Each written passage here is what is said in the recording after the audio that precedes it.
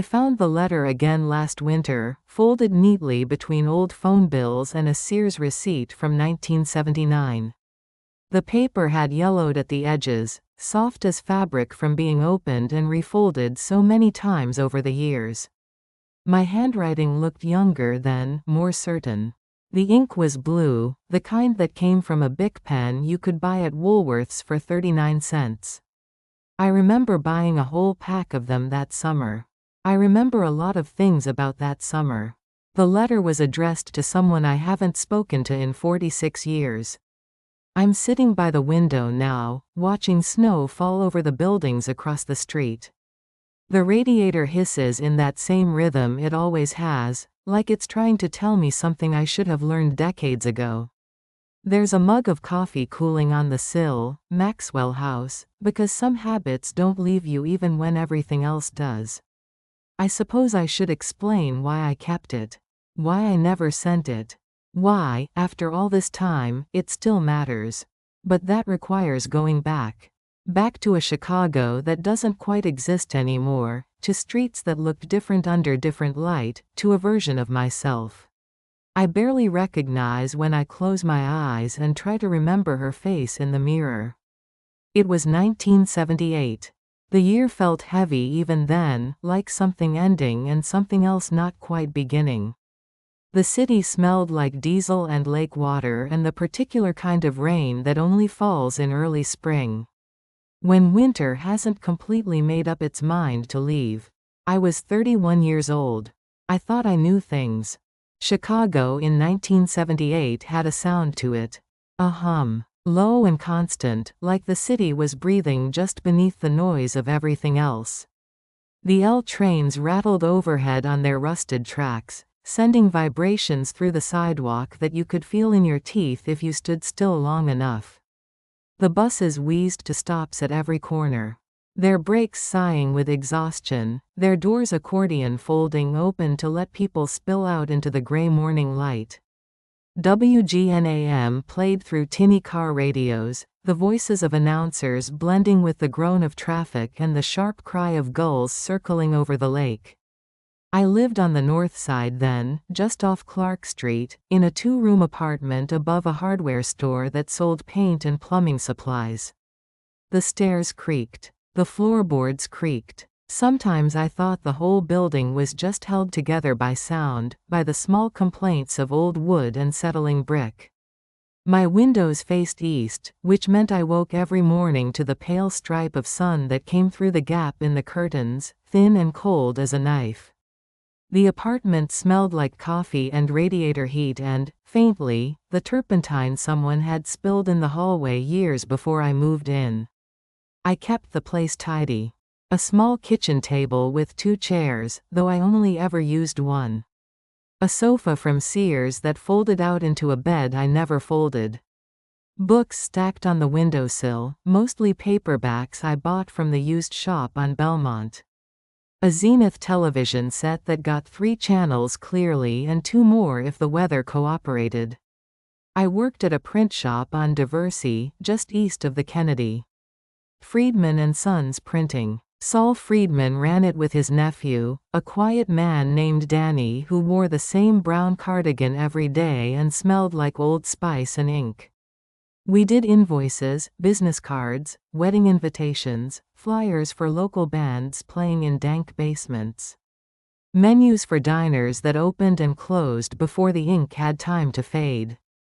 The shop was narrow and deep, like a hallway that someone had filled with machines. The offset press dominated the back room, a hulking beast of metal and oil that Danny treated with the tenderness most people reserved for children. The Multilith 1250. I can still hear the rhythm of it, that mechanical heartbeat. The way it pulled paper through its rollers and spit out neat stacks of whatever we were printing that day. The smell of ink hung in the air thick as humidity, metallic and faintly sweet.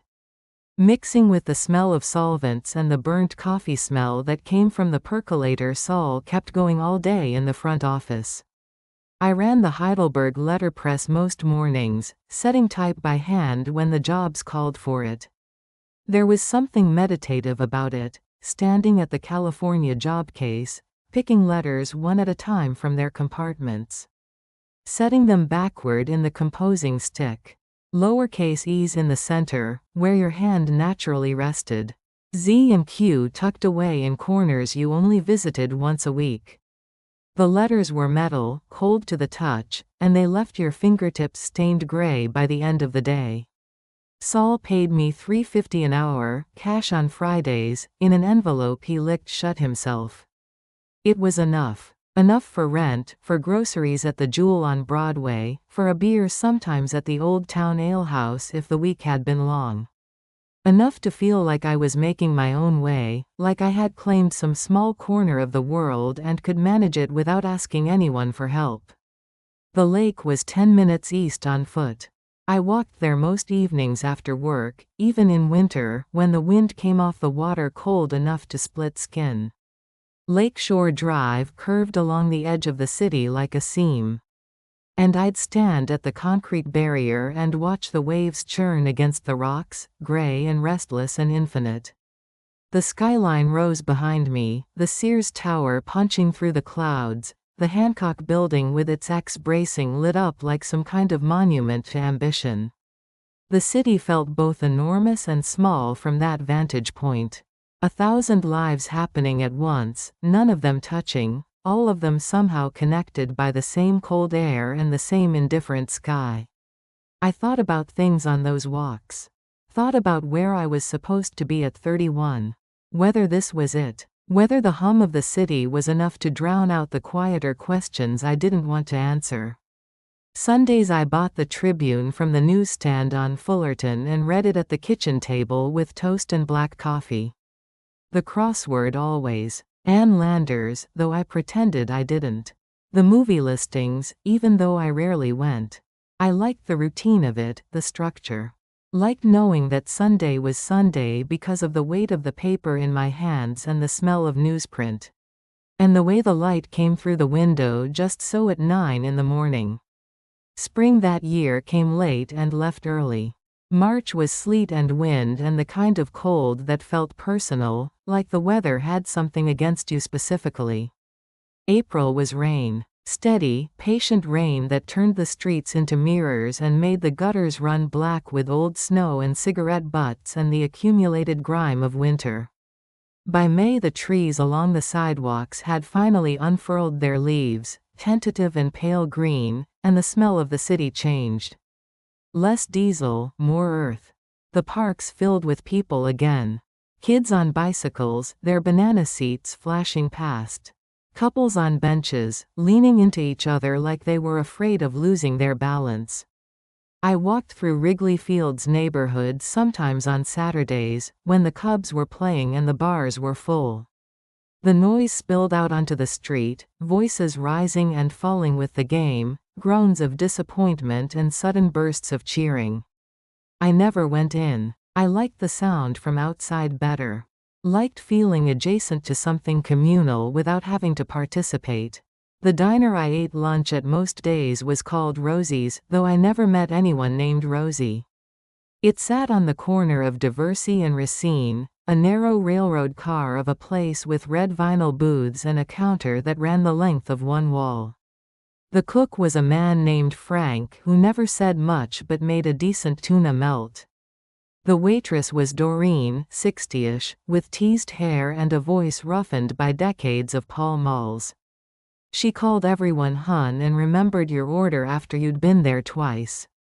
I ordered the same thing every time. Tuna melt, fries, coffee. Doreen would pour the coffee without asking, filling the mug to the brim, the steam rising in a thin veil. I'd sit in the booth by the window and watch people pass on the sidewalk outside. Business suits, mothers with strollers, old men in flat caps, walking slowly, their hands clasped behind their backs. Everyone going somewhere, everyone part of the same endless choreography of a city in motion. The light through the diner window was always diffused, softened by the grime on the glass and the haze of cigarette smoke that hung in the air. Everything looked slightly blurred, slightly unreal, like I was watching it all happen underwater. Maybe that's why I kept going back. It felt safe, being just slightly removed from the world.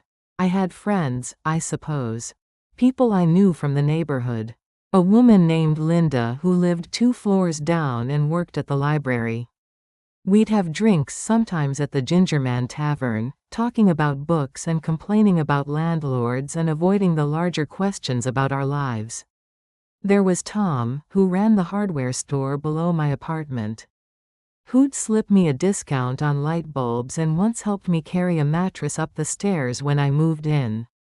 He had a wife and 3 kids and a life that seemed full of noise and purpose, and I envied him quietly for that.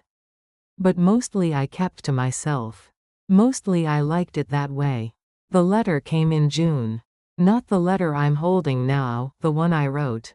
The letter that arrived. The one that changed the current of everything, slow as a river shifting direction, imperceptible until you realized you were somewhere you hadn't meant to be.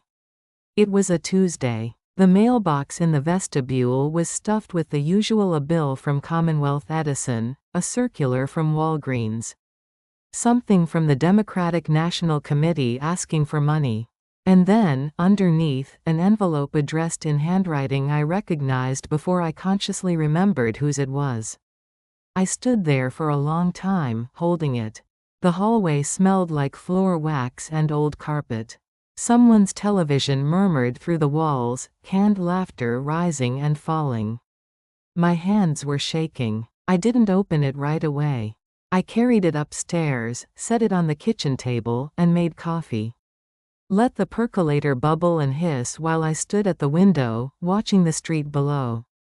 A mail truck passed. A dog barked. The world continued in its ordinary way while I stood there, 46 years old now in memory. But 31 then, trying to decide whether to open an envelope that weighed no more than a breath. I didn't open the letter that night. Or the next morning. Or for 3 days after that. It sat on the kitchen table, propped against the salt shaker, while I moved around it like it was a piece of furniture I'd learned to navigate in the dark. I made coffee. I ate toast. I read the paper. The envelope stayed there, patient and still, its edges sharp against the worn formica. Work continued the way work does. The Heidelberg needed its rollers cleaned Monday morning, so I spent 2 hours with solvent and rags. My hands going numb from the chemicals, breathing through my mouth to avoid the worst of the fumes. Danny brought in an order for 500 wedding invitations, cream stock, raised lettering, a couple whose names I've forgotten. But whose request for elegant script, I remember because it meant setting type by hand for most of the afternoon. The rhythm of the shop was unchanging. Saul arrived at 7:30 every morning, unlocking the front door with the same key he'd used since 1952. The year he opened the place with money borrowed from his father-in-law. He'd make the first pot of coffee, strong enough to strip paint, and settle into the desk in the front office, where he'd work through invoices and argue with suppliers over the phone. His voice carried through the shop, alternating between Yiddish and English, rising and falling with the particular music of negotiation. Danny would arrive by 8, always through the back door, already wearing his brown cardigan no matter the weather. He'd check the press the way other men check their children, running his hands over the rollers, listening to the motor hum, making small adjustments that only he understood. He spoke to the machine sometimes. Not words exactly, more like sounds of encouragement or sympathy. The multilith responded to him in ways it never did for anyone else.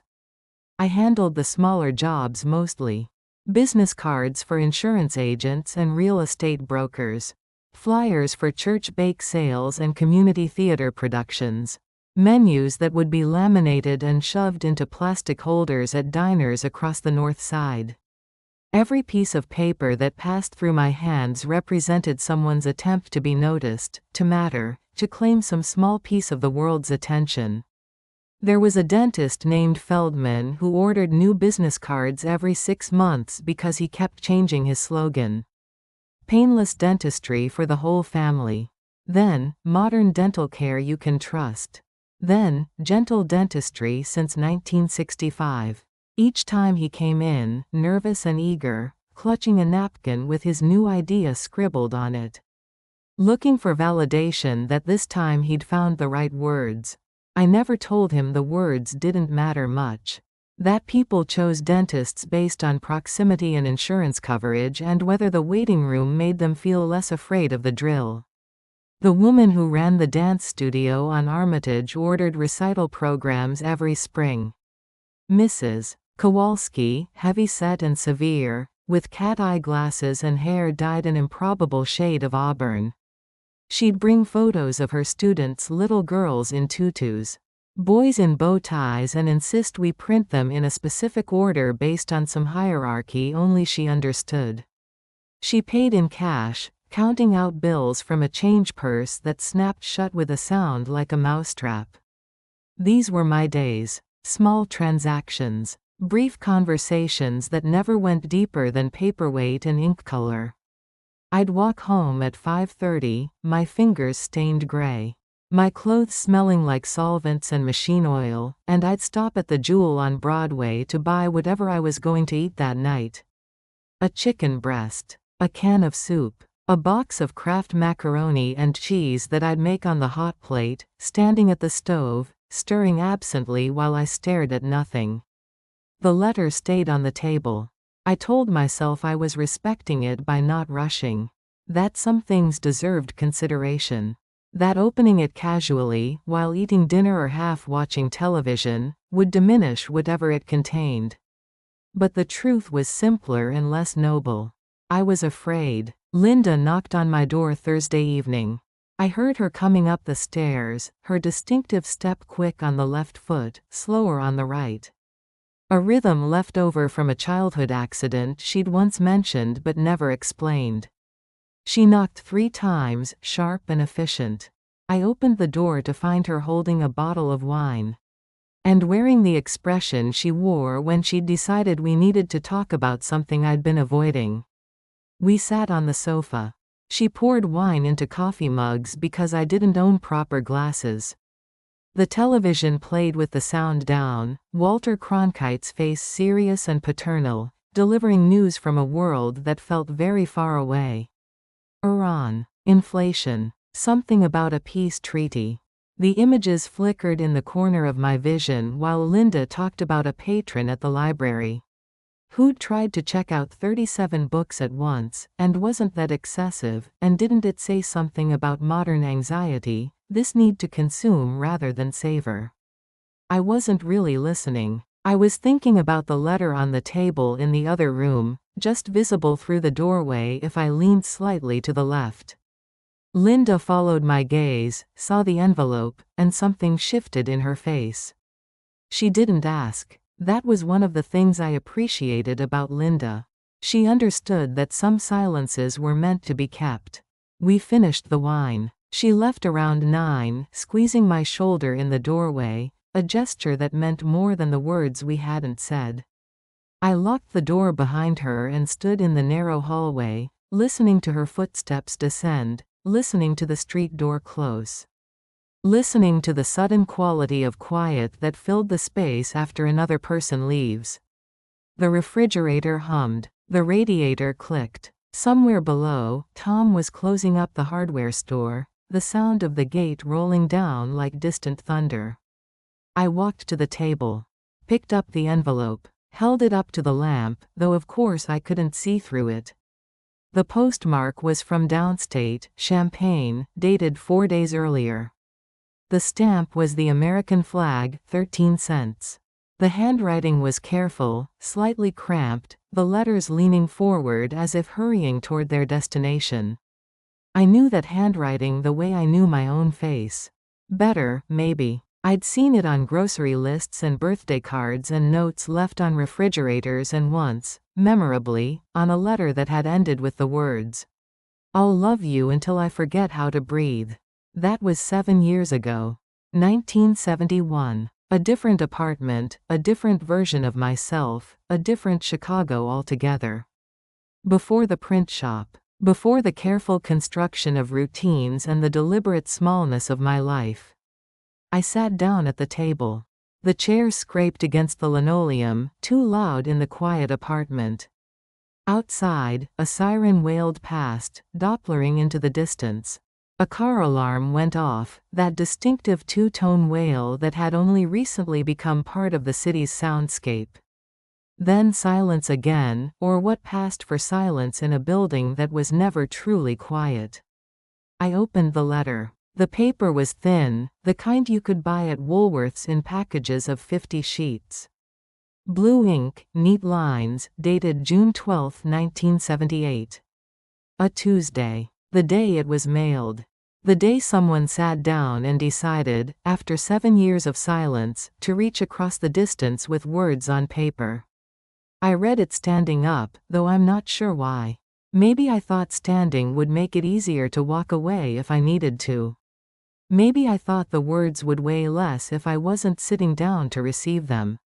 They didn't. The letter was short. 3 paragraphs. An apology that arrived 7 years late.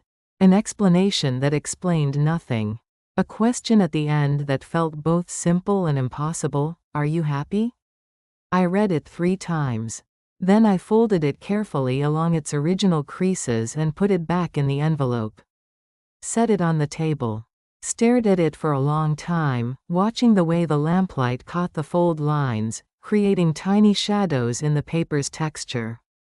The radiator hissed. The building settled. The world continued turning at its regular speed while I sat there, trying to remember how to breathe. Normally, trying to decide what happiness meant and whether I'd achieved it and whether it mattered now, after so much time, whether the answer was yes or no. I got up, made more coffee though it was too late for coffee. Stood at the window watching the street below, empty now except for a cab passing slowly, its off-duty light glowing like a small sun.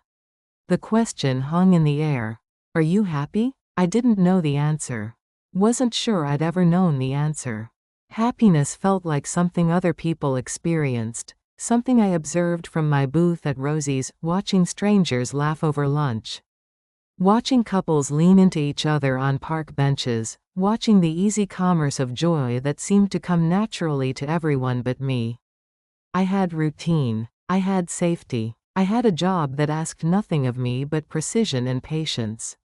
I had an apartment that was mine and a city that was vast enough to disappear into.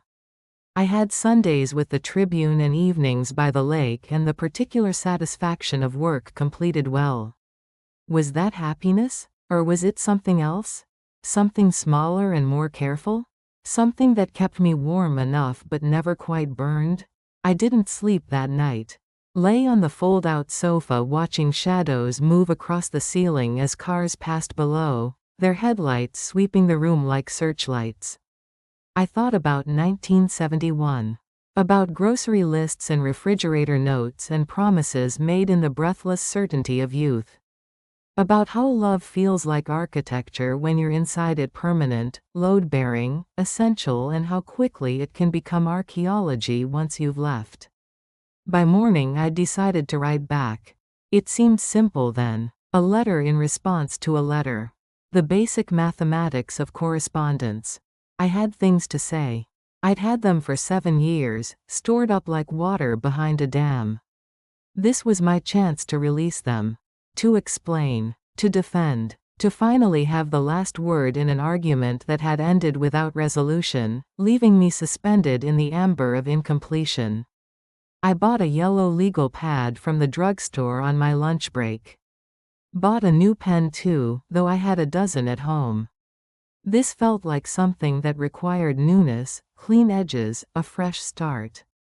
That evening I sat at the kitchen table with the blank paper in front of me and wrote, "Dear." Then I stopped, because suddenly the 7 years weren't behind me. They were right there in the room, heavy as weather, and I didn't know how to write through them. Didn't know what tone to strike or where to begin or whether anything I said would matter after so much silence. I sat there for 2 hours, pen in hand, having written only that single word. By the time I gave up for the night, I'd filled 3 pages with crossed-out beginnings and false starts and words that looked increasingly foreign the longer I stared at them. The letter I'd received sat propped against the salt shaker. The letter I was trying to write sat crumpled in the wastebasket. Neither one said what needed to be said. Neither one could. Summer arrived properly in mid-June, sudden and heavy, like the city had been holding its breath and finally let go. The air turned thick, humid enough that you could feel it against your skin when you walked outside. The lake breeze helped some, but mostly you just learned to move slower, to accept the weight of the heat as something you carried with you everywhere. The print shop became an oven by afternoon. We kept the back door propped open with a brick, but it didn't help much. The air that came in was just as hot as the air already inside. Only it carried the smell of garbage from the alley and exhaust from the cars idling on Diversey. The press threw heat like a furnace. Danny's shirt would be soaked through by lunch, dark patches spreading across his back, and Saul would sit in the front office with a rotating fan pointed directly at his face. Papers weighted down with coffee mugs and staplers to keep them from blowing away. I'd stand at the Heidelberg, ink sticky on my fingers, sweat running down my spine, and lose myself in the mechanical repetition of the work. Feed paper. Pull lever. Remove print. Stack. Again. Again. Again. The rhythm was hypnotic. It required just enough attention that I couldn't think about other things. Couldn't think about the letter still sitting on my kitchen table. Couldn't think about the response I was failing to write. But the moment I stopped working, the moment I stepped away from the press to wipe my hands or drink water from the cooler in the corner, it all came back. The weight of words unsaid. The question hanging in the air like humidity. Are you happy? I started staying later at the shop. Not because there was more work, but because going home meant confronting the blank pages and the wastebasket full of false starts. Saul didn't mind. He'd lock up the front and leave me the key to the back door, trusting me to shut off the lights and check the locks. Sometimes I'd stay until 8 or 9, organizing the type cases that didn't need organizing, cleaning equipment that was already clean. Finding small tasks that justified my presence there. The neighborhood changed after dark. Different people on the streets. The bars filled up, sound spilling out through open doors, laughter and jukebox music and the crack of pool balls. The liquor store on the corner did steady business, men emerging with paper bags that crackled when they walked. The bus stops filled with people heading to night shifts or coming home from day shifts. Everyone looking tired in that specific way that comes from labor that never quite ends. I'd walk home slowly, taking routes that weren't direct. Past the church on Oakdale where someone was always practicing organ, the music muffled by stone walls but still audible from the sidewalk. Past the pharmacy where Mr. Chen sat in the window of his apartment above the store, visible behind sheer curtains, watching television in the blue glow. Past the elementary school where the playground equipment cast long shadows across the asphalt, slides and swings turned skeletal by streetlight. When I finally got home, I'd sit at the table and try again. Pull out the legal pad. Uncap the pen. Write, "Dear," and then nothing else. Or write 3 sentences and realize they sounded defensive, bitter, small. Cross them out. Start over. Fail again. The problem wasn't finding words. The problem was finding the right words. Words that would convey 7 years of silence without sounding angry. Words that would answer the question without revealing how much I'd thought about the answer. Words that would close the distance without pretending the distance hadn't existed. I wanted to sound casual, unbothered, evolved beyond old hurt. I wanted to sound like someone who'd moved on completely and was responding only out of courtesy, out of a vague memory of once caring about something that no longer mattered. But every time I tried to write from that place, the words came out hollow. False. The kind of lies that are obvious even on paper. And if I wrote honestly, if I said what I actually felt, then I'd be admitting that 7 years hadn't been enough. That the careful life I'd built was less a choice and more a fortification. That happiness wasn't something I'd found but something I'd stopped looking for because looking hurt too much. So I wrote nothing. Night after night. Page after page of crossed-out attempts and crumpled failures. The letter that had arrived sat there, patient as a monument. I read it so many times I had it memorized. Could recite it in the dark. Could hear the specific cadence of each sentence, the particular rhythm of that handwriting translating to voice in my memory. June turned to July. The city celebrated the 4th with fireworks over the lake, explosions of color reflected in the water, crowds gathering along the shore with blankets and coolers and children on shoulders. I watched from my window, too far away to hear the booms but close enough to see the light. Red and white and blue against the black sky, briefly illuminating the buildings along Lakeshore Drive before fading back to darkness. Linda invited me to a party that weekend. Someone's cousin's rooftop in Wicker Park. She said it would be good for me to get out, to meet people, to stop spending every evening alone in my apartment. She didn't mention the letter, but I knew she was thinking about it. Could see the concern in her eyes that she was trying to disguise as casual invitation. I went because it was easier than explaining why I didn't want to. The party was exactly what I'd expected. 30 people crowded onto a tar-papered roof, drinking beer from a keg that sweated in the heat, music playing from a boombox. Someone had carried up 4 flights of stairs. The host was a grad student at UIC, studying something involving sociology and urban planning. Everyone seemed to know each other, or at least to know the same people, connected by invisible threads of prior parties and shared friends and the particular social geometry of people in their late 20s and early 30s. Who hadn't quite settled into the lives they'd end up living. I stood near the edge of the roof, drinking beer I didn't want, watching the skyline shimmer in the heat haze. The Hancock Building, the Standard Oil Building, the Sears Tower rising above everything else, its lights beginning to glow as dusk settled over the city. From up here you could see how the streets laid out in their grid. Logical and orderly, stretching west until they disappeared into the darker neighborhoods beyond the highway. A man approached. Tall, thin, wearing wire-rimmed glasses and a Cubs t-shirt. He introduced himself as Michael and launched into a monologue about urban renewal and the plans to revitalize the West Loop. He worked for the city planning department and had opinions about zoning laws and historic preservation. And whether the elevated trains should be torn down or modernized.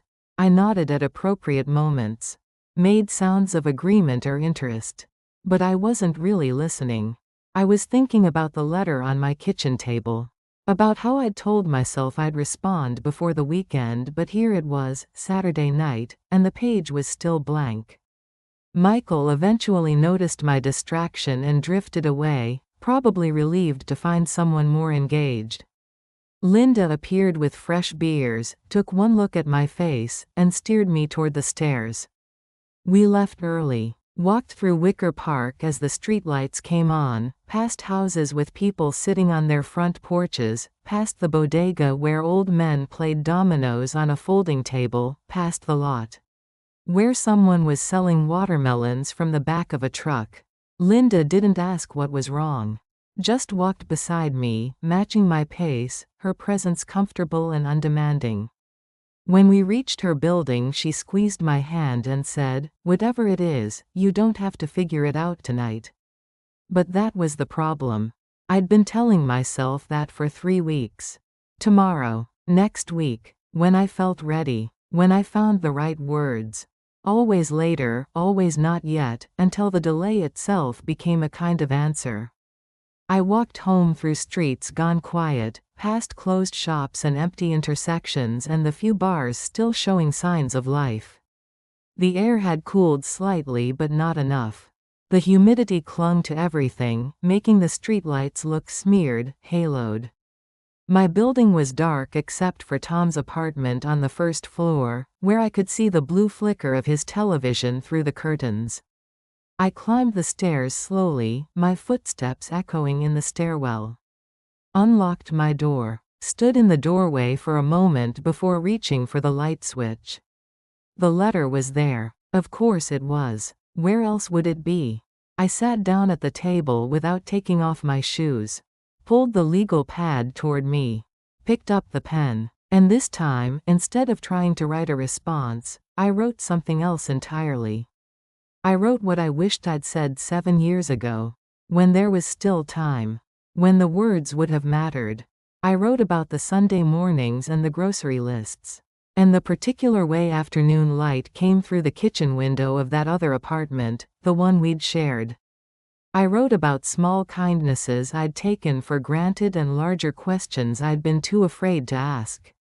I wrote about the night everything changed, though I still didn't understand why it had changed. Only that it did, suddenly and completely, like a door closing in a house you thought was yours.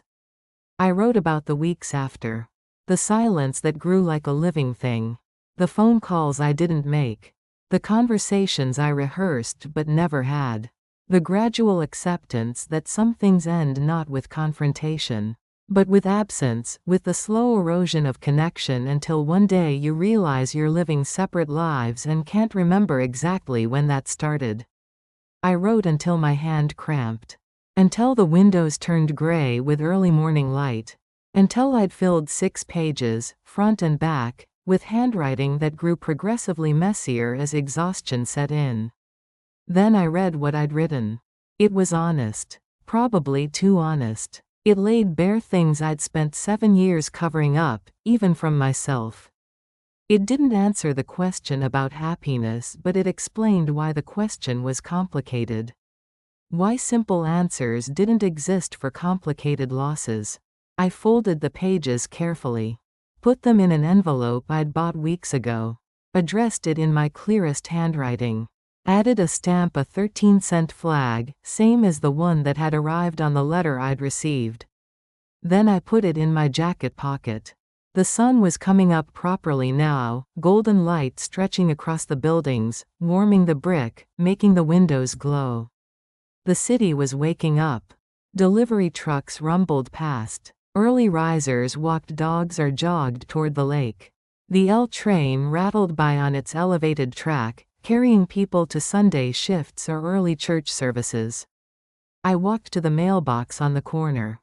The blue USPS box that stood there like a small monument to communication, to the faith. That words on paper could travel across distance and arrive where they were meant to go. I stood there for a long time, holding the envelope. Feeling its weight, which was almost nothing.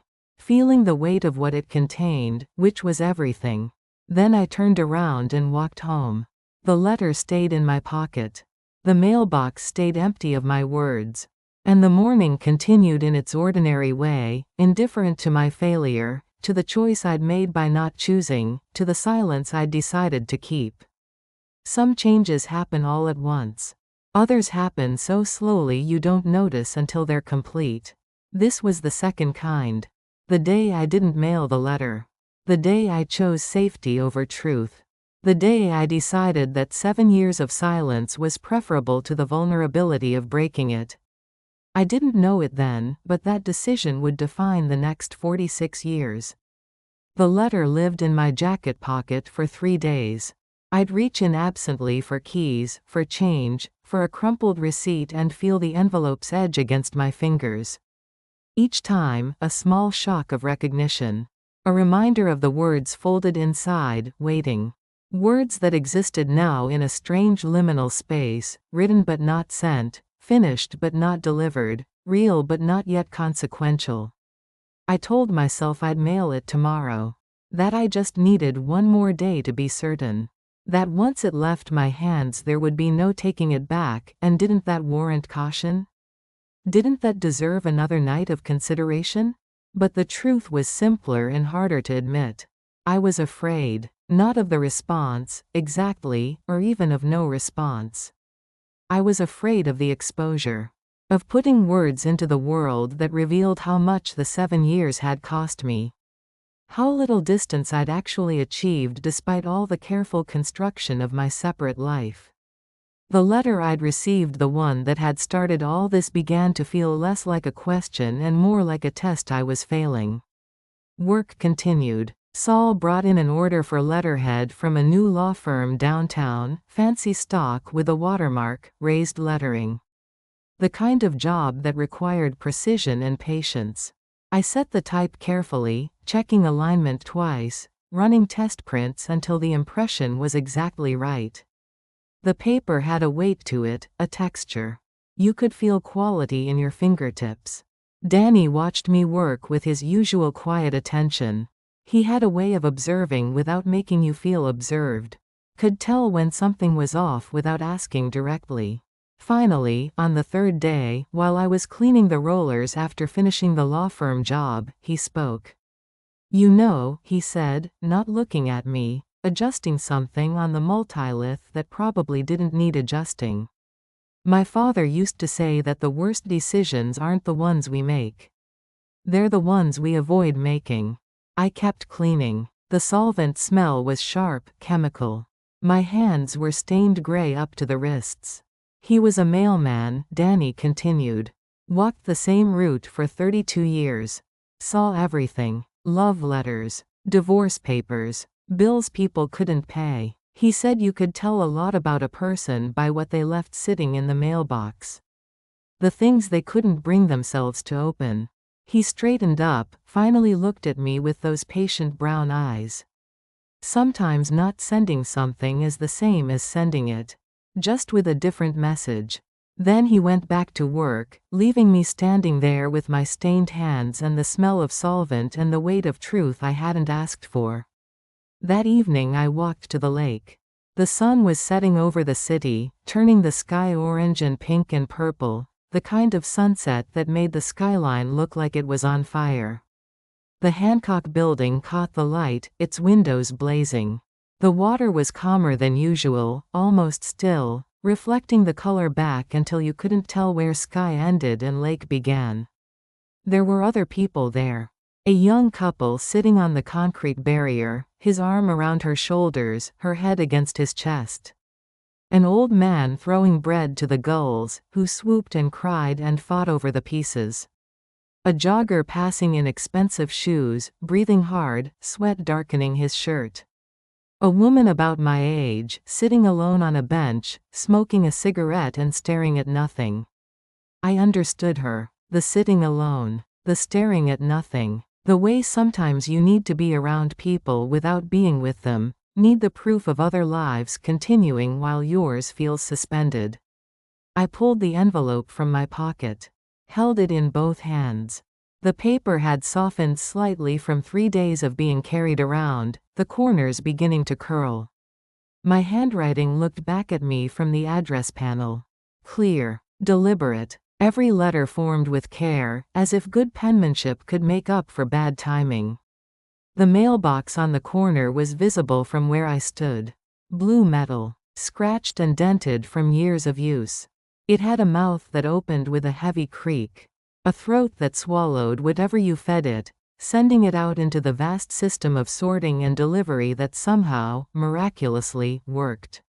You could drop a letter in Chicago on Monday and it would arrive in Champaign on Wednesday. Magic disguised as infrastructure. I could walk there in 30 seconds. Drop the envelope in. Here it hit the bottom. Walk away. The decision made, the words released, the vulnerability in motion.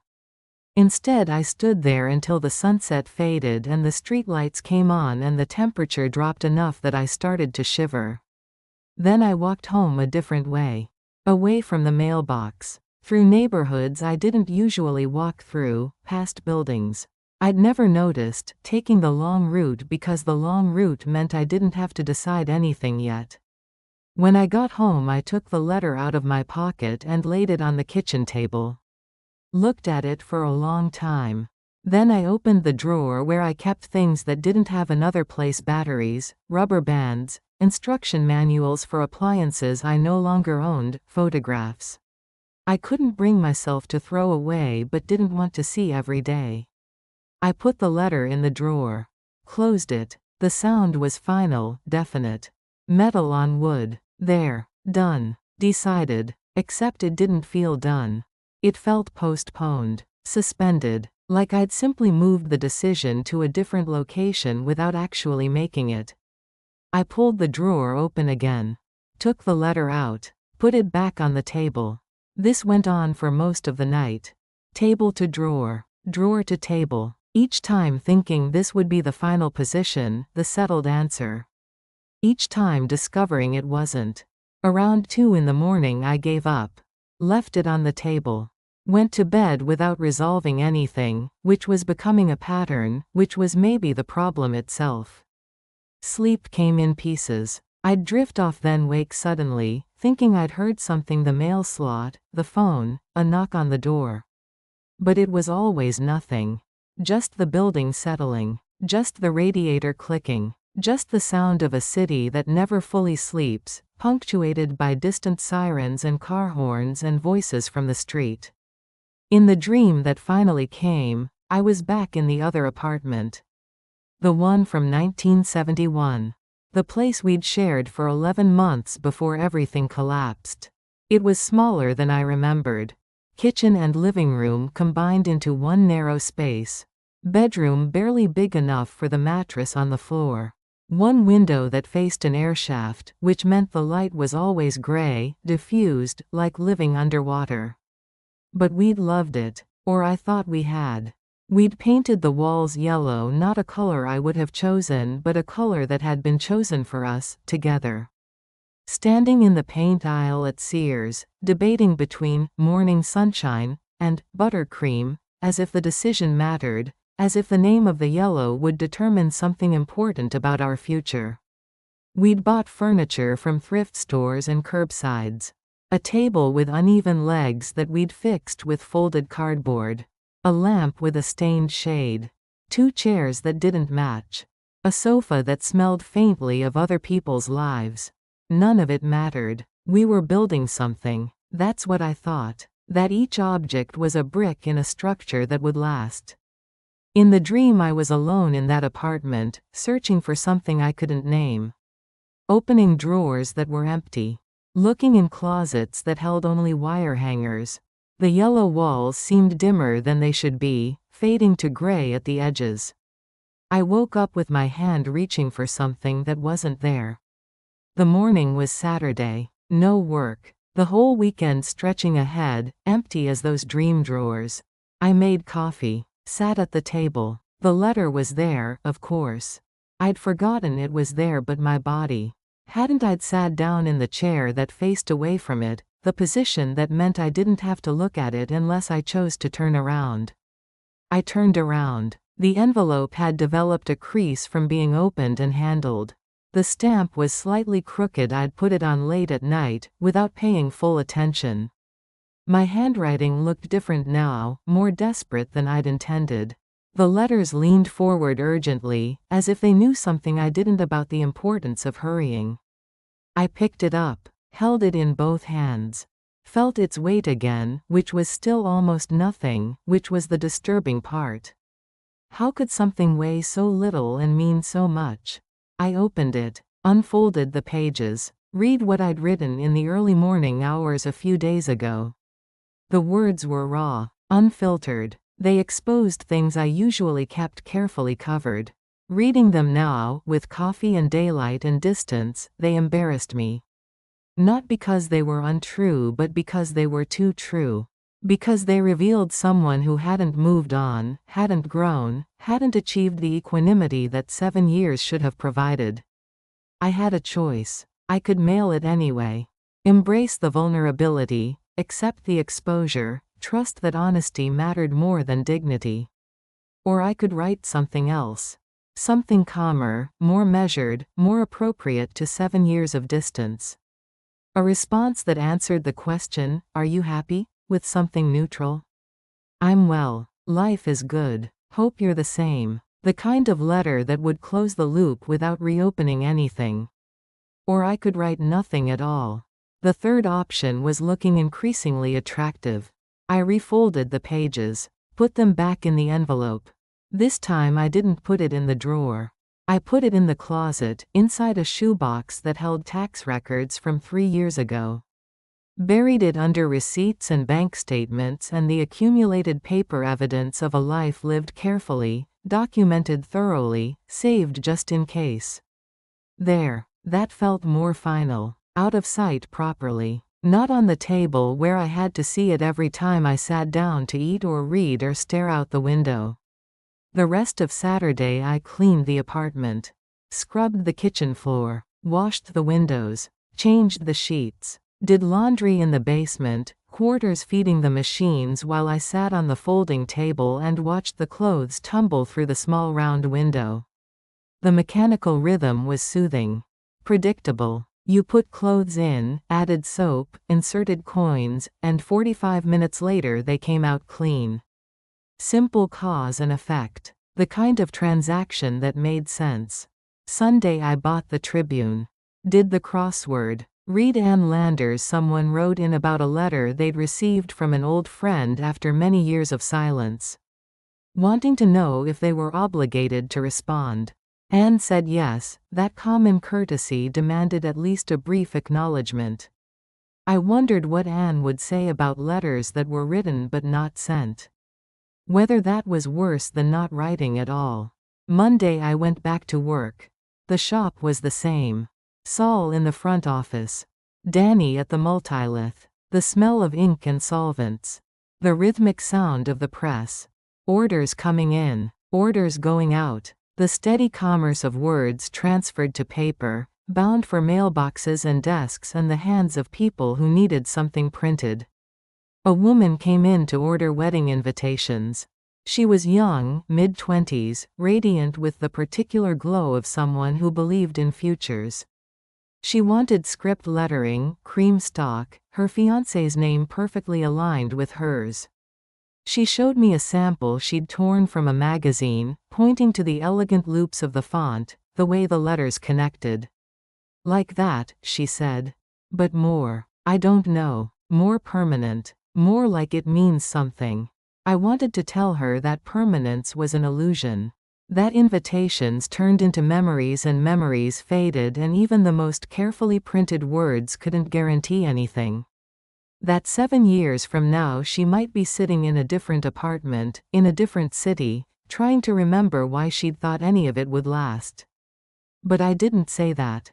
I said, of course. I can do exactly that. Because that was my job. To facilitate other people's faith in permanence. To make their words look lasting even when nothing was. I set the type that afternoon. Chose the font closest to what she'd shown me. Arranged her name and his name with perfect spacing. Printed a sample on the expensive cream stock, checked the impression, adjusted until it was flawless. When she came back to approve it, she held the sample like it was sacred. Perfect, she whispered. It's perfect. I took her money. Promised the full order by Friday. Watched her leave, happy, certain, convinced that paper and ink could contain and communicate the enormity of what she felt. Maybe it could. Maybe I was wrong to be skeptical. Or maybe I was just tired. Tired of carrying around words that wouldn't settle. Tired of the weight of an unmailed letter hidden in a shoebox. Tired of pretending that 7 years had been long enough to forget how to care about answers. That night I took the letter out of the shoebox. Looked at it one more time. The creased envelope. The crooked stamp. The handwriting that had seemed so important when I'd addressed it. Then I put it back. Closed the shoebox. Returned it to the closet. Some letters are meant to be sent. Others are meant to be kept. And some exist in between, neither sent nor discarded, living in shoeboxes and desk drawers, waiting for a decision that never quite comes. Mine was the third kind. The kind that stays with you, unresolved, for the rest of your life. Time moved the way it does when you're not paying attention. Not in dramatic leaps but in small accumulations. A week becomes a month, becomes a season, becomes a year. And suddenly you look up and the city has changed around you and you've changed with it, so gradually you didn't notice it happening. The letter stayed in the shoebox. Days passed, then weeks, then months. I stopped thinking about it every day. Then every week. Then only occasionally when something triggered the memory, a certain quality of light, a phrase overheard, the sight of someone's handwriting that looked similar but wasn't. Life continued in its careful patterns. Saul retired in 1980. Sold the print shop to his nephew Danny, who kept the name but changed almost nothing else. The same press, the same typecases, the same coffee maker in the front office. That Saul had bought in 1952 and refused to replace because it still worked fine, thank you very much. Danny gave me a raise, not much, but enough to matter. $4 an hour. Enough to move to a slightly better apartment on Roscoe, one with 2 real rooms instead of 1 room pretending to be 2. The new place had a window that faced south, which meant actual sunlight in the mornings. Had a bathtub instead of just a shower stall. Had a landlord who fixed things within a week instead of within a season. Small improvements, but they felt significant. Like I was moving forward, even if the direction wasn't entirely clear. The city was changing too. The Sears Tower, finished in 1973 but still feeling new, began to define the skyline in a way nothing had before. 110 stories. Tallest building in the world. At night its twin antennas would light up, visible from anywhere in the city. A constant reminder of ambition and height and the particular kind of pride Chicago had about being second to no one. The neighborhoods shifted. Wrigleyville started filling with bars and restaurants, young people moving in, rents creeping up. The old German bakery on Southport closed, replaced by a pizza place that used conveyor belt ovens instead of brick. The pharmacy where Mr. Chen used to sit in the window became a real estate office. Tom sold the hardware store to a chain and moved to Arizona. Said his lungs couldn't take another Chicago winter. I never saw him again. Linda got married in 1982. Met someone at the library, a professor who came in every Thursday to research something involving labor movements and early 20th century immigration. She showed me her ring at Rosie's, twisting it on her finger like she couldn't quite believe it was there. They moved to Evanston. Had 2 kids by 1985. I'd get cards at Christmas, photos of the family in matching sweaters. Everyone smiling, everyone looking exactly like you'd imagine a happy family should look. We stayed in touch for a while. Coffee every few months, phone calls on birthdays. But gradually the intervals lengthened. 6 months. A year. The Christmas cards kept coming but the calls stopped. Not from any disagreement or falling out. Just the natural drift that happens when people's lives take different shapes and there's less and less common ground to stand on. I dated someone briefly in 1983. Michael, not the urban planner from the party, a different Michael. He worked at the post office, had kind eyes and careful hands and a laugh that seemed surprised by its own existence. We'd have dinner on Thursdays, see movies on weekends, sleep together occasionally in a way that was pleasant but not passionate. Comfortable. Safe. He asked me once, lying in bed after, whether I'd ever been in love. Really in love. The kind that changes you. I said yes without thinking. Then wished I'd said no. Because yes required explanation and explanation required excavating things I'd buried deliberately. He waited. The room was dark except for light from the street, the blinds striping everything in amber and shadow. I could hear someone's television through the wall, canned laughter rising and falling. It was a long time ago, I finally said. Didn't work out. Do you still think about them? I wanted to lie. To say no, of course not, that was years ago, I've moved on completely. But something about the darkness made lying harder. Sometimes. He nodded. Didn't push. But something shifted after that conversation. Some possibility closed. We kept seeing each other for another 3 months, but the momentum was gone. Eventually he met someone else, a woman who worked at his branch, who laughed at his jokes and didn't carry the weight of old loves around like luggage. They got married in 1984. I wasn't invited to the wedding, but I saw the announcement in the Tribune. Smiled at it. Felt genuinely happy for him. Felt the particular loneliness that comes from being happy for someone else's happiness.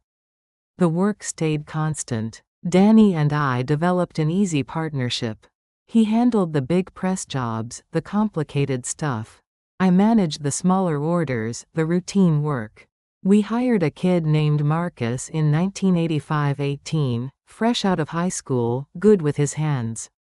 Taught him to set type, to adjust the press tension, to read the quality of an impression by feel as much as sight. He reminded me of myself at that age. Quiet, careful, content to let the work fill the silence. Technology was changing, though we resisted it. Other shops were buying offset duplicators, phototype setting equipment, computers that could generate type faster and cleaner than any human hand. Danny would shake his head at the trade magazines, at the ads promising revolution and efficiency and the death of traditional printing methods. They said the same thing about radio killing newspapers, he'd mutter. About television killing radio. People always need words on paper. That doesn't change. But it was changing. You could feel it. The orders got smaller, less frequent. The wedding invitations still came, people still wanted those done properly, with weight and texture and care. But the business cards, the flyers, the everyday printing work was migrating elsewhere. To faster shops with newer equipment. To chains that could undercut our prices. We managed. Trimmed expenses. Worked longer hours for the same money. Found niche markets, art prints, limited editions, the kind of specialty work that justified the old methods. But you could sense the slow erosion. Like standing on a beach and feeling the sand shift under your feet, grain by grain, wave by wave. The city kept growing. The John Hancock Building got an observation deck that became a tourist attraction. Navy Pier was being talked about for redevelopment, though nothing had happened yet. The L trains got new cars, sleeker, less charming. The Cubs stayed terrible. 1984 gave everyone hope, the team making the playoffs for the first time since 1945, only to collapse in heartbreaking fashion. Typical Chicago. Always the promise, never quite the delivery. I started noticing my age in small ways. The stairs to my apartment got steeper. The winter cold bit deeper. I needed reading glasses for setting type, which embarrassed me more than it should have. At night my hands would ache from the day's work, joints stiff, movements less fluid than they'd been. I was 38 in 1985. 41 in 1988. 45 when the decade turned and suddenly it was 1992. And I'd been doing the same work, living in the same neighborhood, following the same routines for 14 years. The letter stayed in the shoebox. I moved apartments twice more in those years, once to a place on Addison, once to the top floor of a Greystone on Paulina. Each time I packed carefully, labeled boxes, tried to purge things I didn't need. Each time the shoebox came with me, taped shut, marked, tax records 1978 to 1982, in my handwriting, stored in whatever closet the new place provided. I didn't open it, didn't need to. I remembered what was inside. The letter I'd received, asking if I was happy. The letter I'd written but never sent, answering in more words than necessary that I didn't know. Sometimes I'd think about it at night. Lying in bed, listening to the city sounds that had become so familiar they were basically silence. Cars passing, distant sirens, the L rumbling by if the windows were open. I'd wonder if the person who'd written that letter in 1978 still thought about it. Still wondered why I never responded. Whether they'd taken my silence as answer enough. Or maybe they'd forgotten entirely. Moved on. Built a life that didn't include wondering about people from the past. Maybe the question about happiness had been rhetorical, or polite, or just something to write at the end of a letter because you had to end it somehow. I'd never know. That was the bargain I'd made with my silence. The certainty of not knowing in exchange for the safety of not risking. The technology kept advancing. Walkman radios appeared, then CD players, then something called email that people used on computers to send messages instantly. The print shop got its first computer in 1993. Danny resisted for years but finally admitted we needed it for invoicing and inventory. It sat in the front office like an intruder, beige and humming, its screen glowing green with numbers and letters that seemed hostile to the smell of ink and the texture of paper. Marcus learned to use it easily. Taught Danny and me the basics. How to save files. How to print invoices that looked cleaner than anything we'd typed. How to connect to something called the internet, though we had no use for that. What would a print shop need with a worldwide network? We dealt in physical things. Paper and ink. Weight and texture. The things you could hold in your hands. But even I could see we were becoming anachronistic. Not obsolete, not quite yet, but increasingly specialized. The world was moving toward screens and pixels and instant transmission. We were still setting type by hand, still mixing ink to exact shades, still caring about things like letter spacing and impression depth that most people couldn't see and didn't value. Danny died in 1996. Heart attack. Sudden. He was at the press one moment adjusting something, making one of his small sounds of communication with the machine, and then he wasn't. Marcus found him collapsed on the floor, still warm, already gone.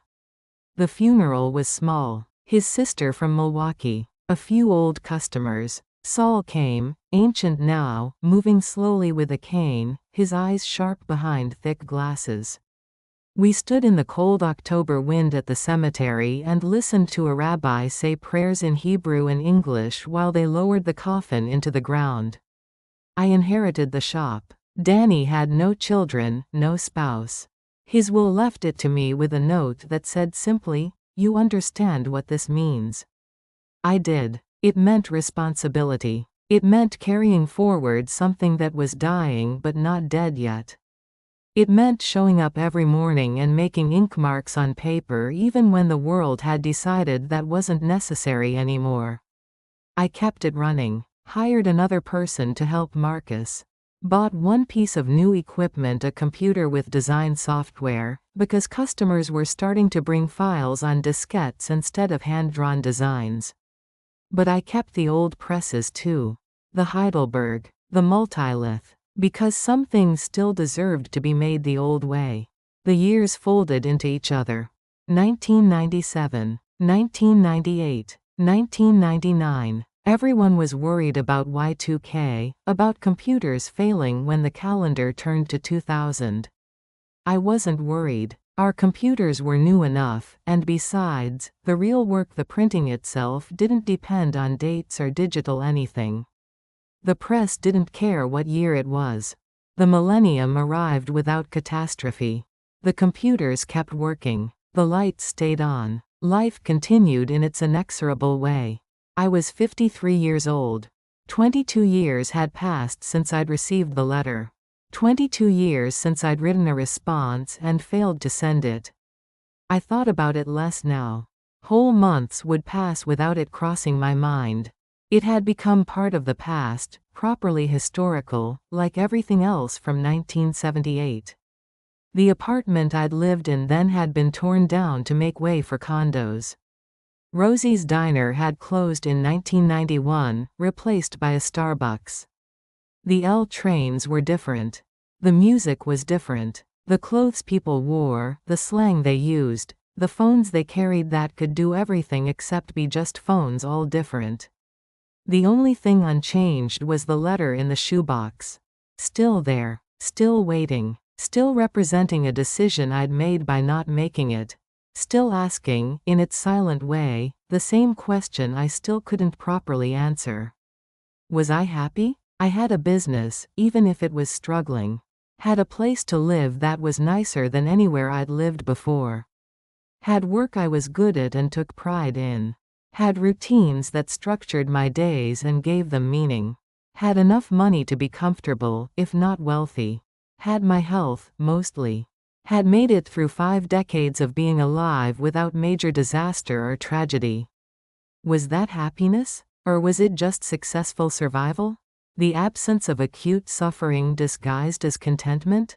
I still didn't know. And the letter stayed in the shoebox, carried forward through time. And apartments and the slow accumulation of years, never thrown away, never opened, never resolved. Just there. Always there. Like memory itself. The print shop closed in 2008. Not suddenly, but gradually, like a candle burning down to nothing. The orders slowed to a trickle. Then stopped almost entirely. Businesses that had been loyal customers for 30 years started sending apologetic emails. They'd found someone cheaper, someone faster, someone who could do everything digitally. Wedding invitations were being designed on websites now, printed by machines in warehouses in Ohio or California, shipped in bulk. No one wanted letterpress anymore. No one cared about the weight of good paper or the subtle impression of metal type on cotton stock. I kept the doors open longer than I should have. Paid Marcus's salary out of my own savings when there wasn't enough work to justify keeping him. He knew. Never said anything, but he knew. Finally, in October of that year, when the economic collapse was dominating every news channel and people were losing homes and jobs and the world seemed to be coming apart in some fundamental way, he came to me and said he'd found something else. A job at a marketing firm. They needed someone who understood design, who could bridge the gap between the old ways and new. I told him to take it. Tried to sound encouraging. He hugged me before he left, awkward, quick, but genuine. Said the shop had taught him everything that mattered. I watched him walk out the door for the last time, carrying a cardboard box of personal items, and felt something close to grief. I lasted 2 more months alone. Came in every morning, unlocked the doors, turned on the lights, checked for orders that didn't come. Sat in the front office, Danny's old desk, Souls before that, and tried to imagine what came next. I was 61 years old. Too young to retire properly. Too old to start over. In December I called a liquidator. They came and assessed everything.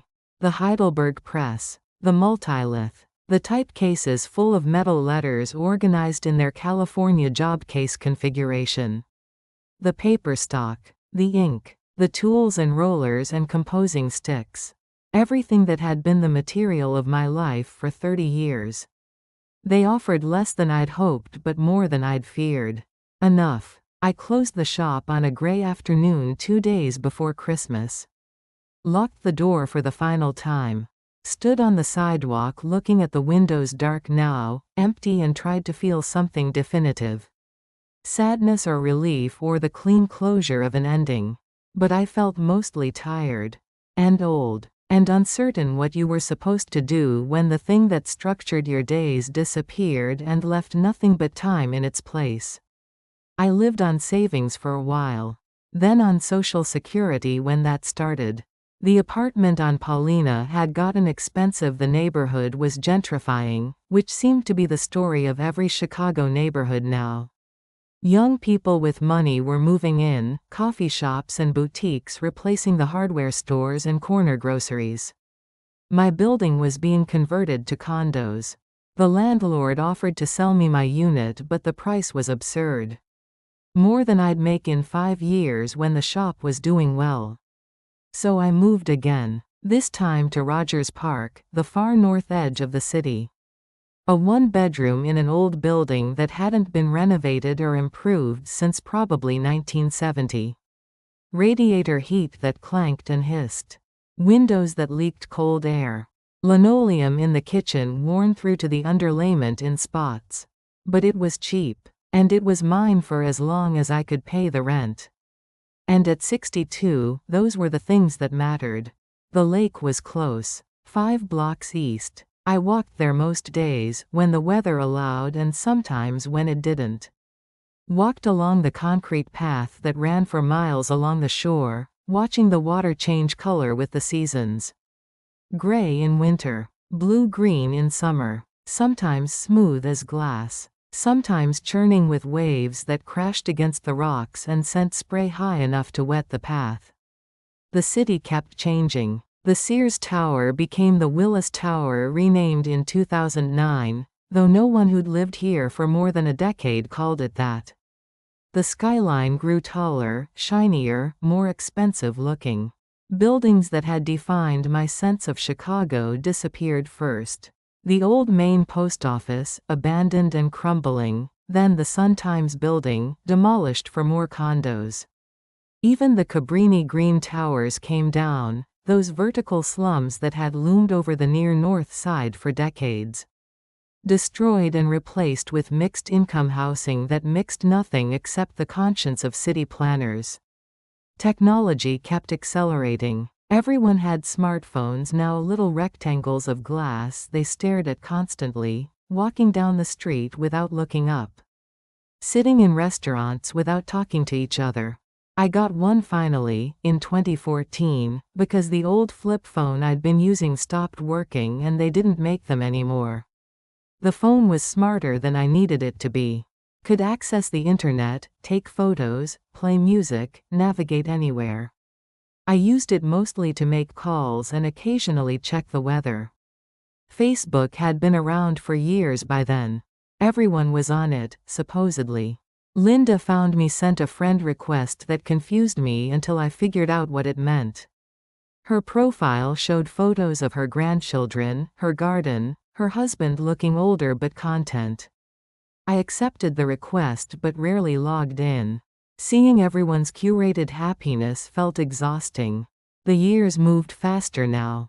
That's what people said, and it was true. When you're young, a year is a significant percentage of your life. When you're older, it's just another increment, barely distinguishable from the one before. 2015, 2016, 2017. I kept walking to the lake. Kept reading. Kept existing in the quiet way I'd perfected over decades. I turned 70 in 2017. It felt impossible and inevitable at once. 70. The age my parents had seemed ancient, unreachably old. And now I was there, and I didn't feel ancient, just tired in my bones and aware of time in a way I hadn't been before. Aware that there was less ahead than behind. That the horizon had gotten closer without my noticing. My hands shook sometimes, not constantly, but enough to notice. Enough to make simple tasks, opening jars, buttoning shirts, occasionally difficult. My knees hurt when the weather changed. My back hurt for no reason at all.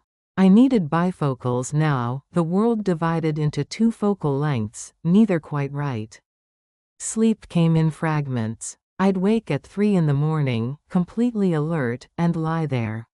Listening to the radiator and the distant sound of traffic on Sheridan Road and the particular silence that comes in the small hours when the world feels paused. I saw a doctor once who said I was healthy for my age. As if, for my age, wasn't a qualifier that undercut everything. She suggested I might be depressed. Not clinically, not necessarily requiring medication, but perhaps benefiting from someone to talk to. A therapist. A counselor. I said I'd think about it. Never went. What would I say? That I'd lived 70 years and couldn't point to anything I'd built that lasted? That I'd spent 3 decades in a print shop that no longer existed. Making marks on paper that people threw away?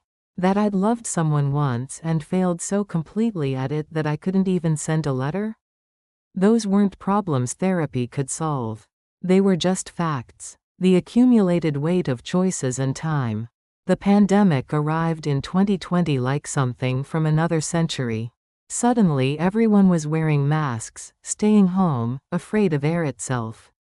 The city emptied out. The lakefront path closed. The streets fell silent in a way I'd never experienced. No traffic. No sirens. Just birds and wind and the occasional ambulance screaming past toward one of the overwhelmed hospitals. I stayed inside mostly. Had groceries delivered by people who left them outside my door and retreated before I could open it, as if I were contagious just by existing. Watched the news obsessively for a while, the death counts climbing, the graphs rising, the experts contradicting each other.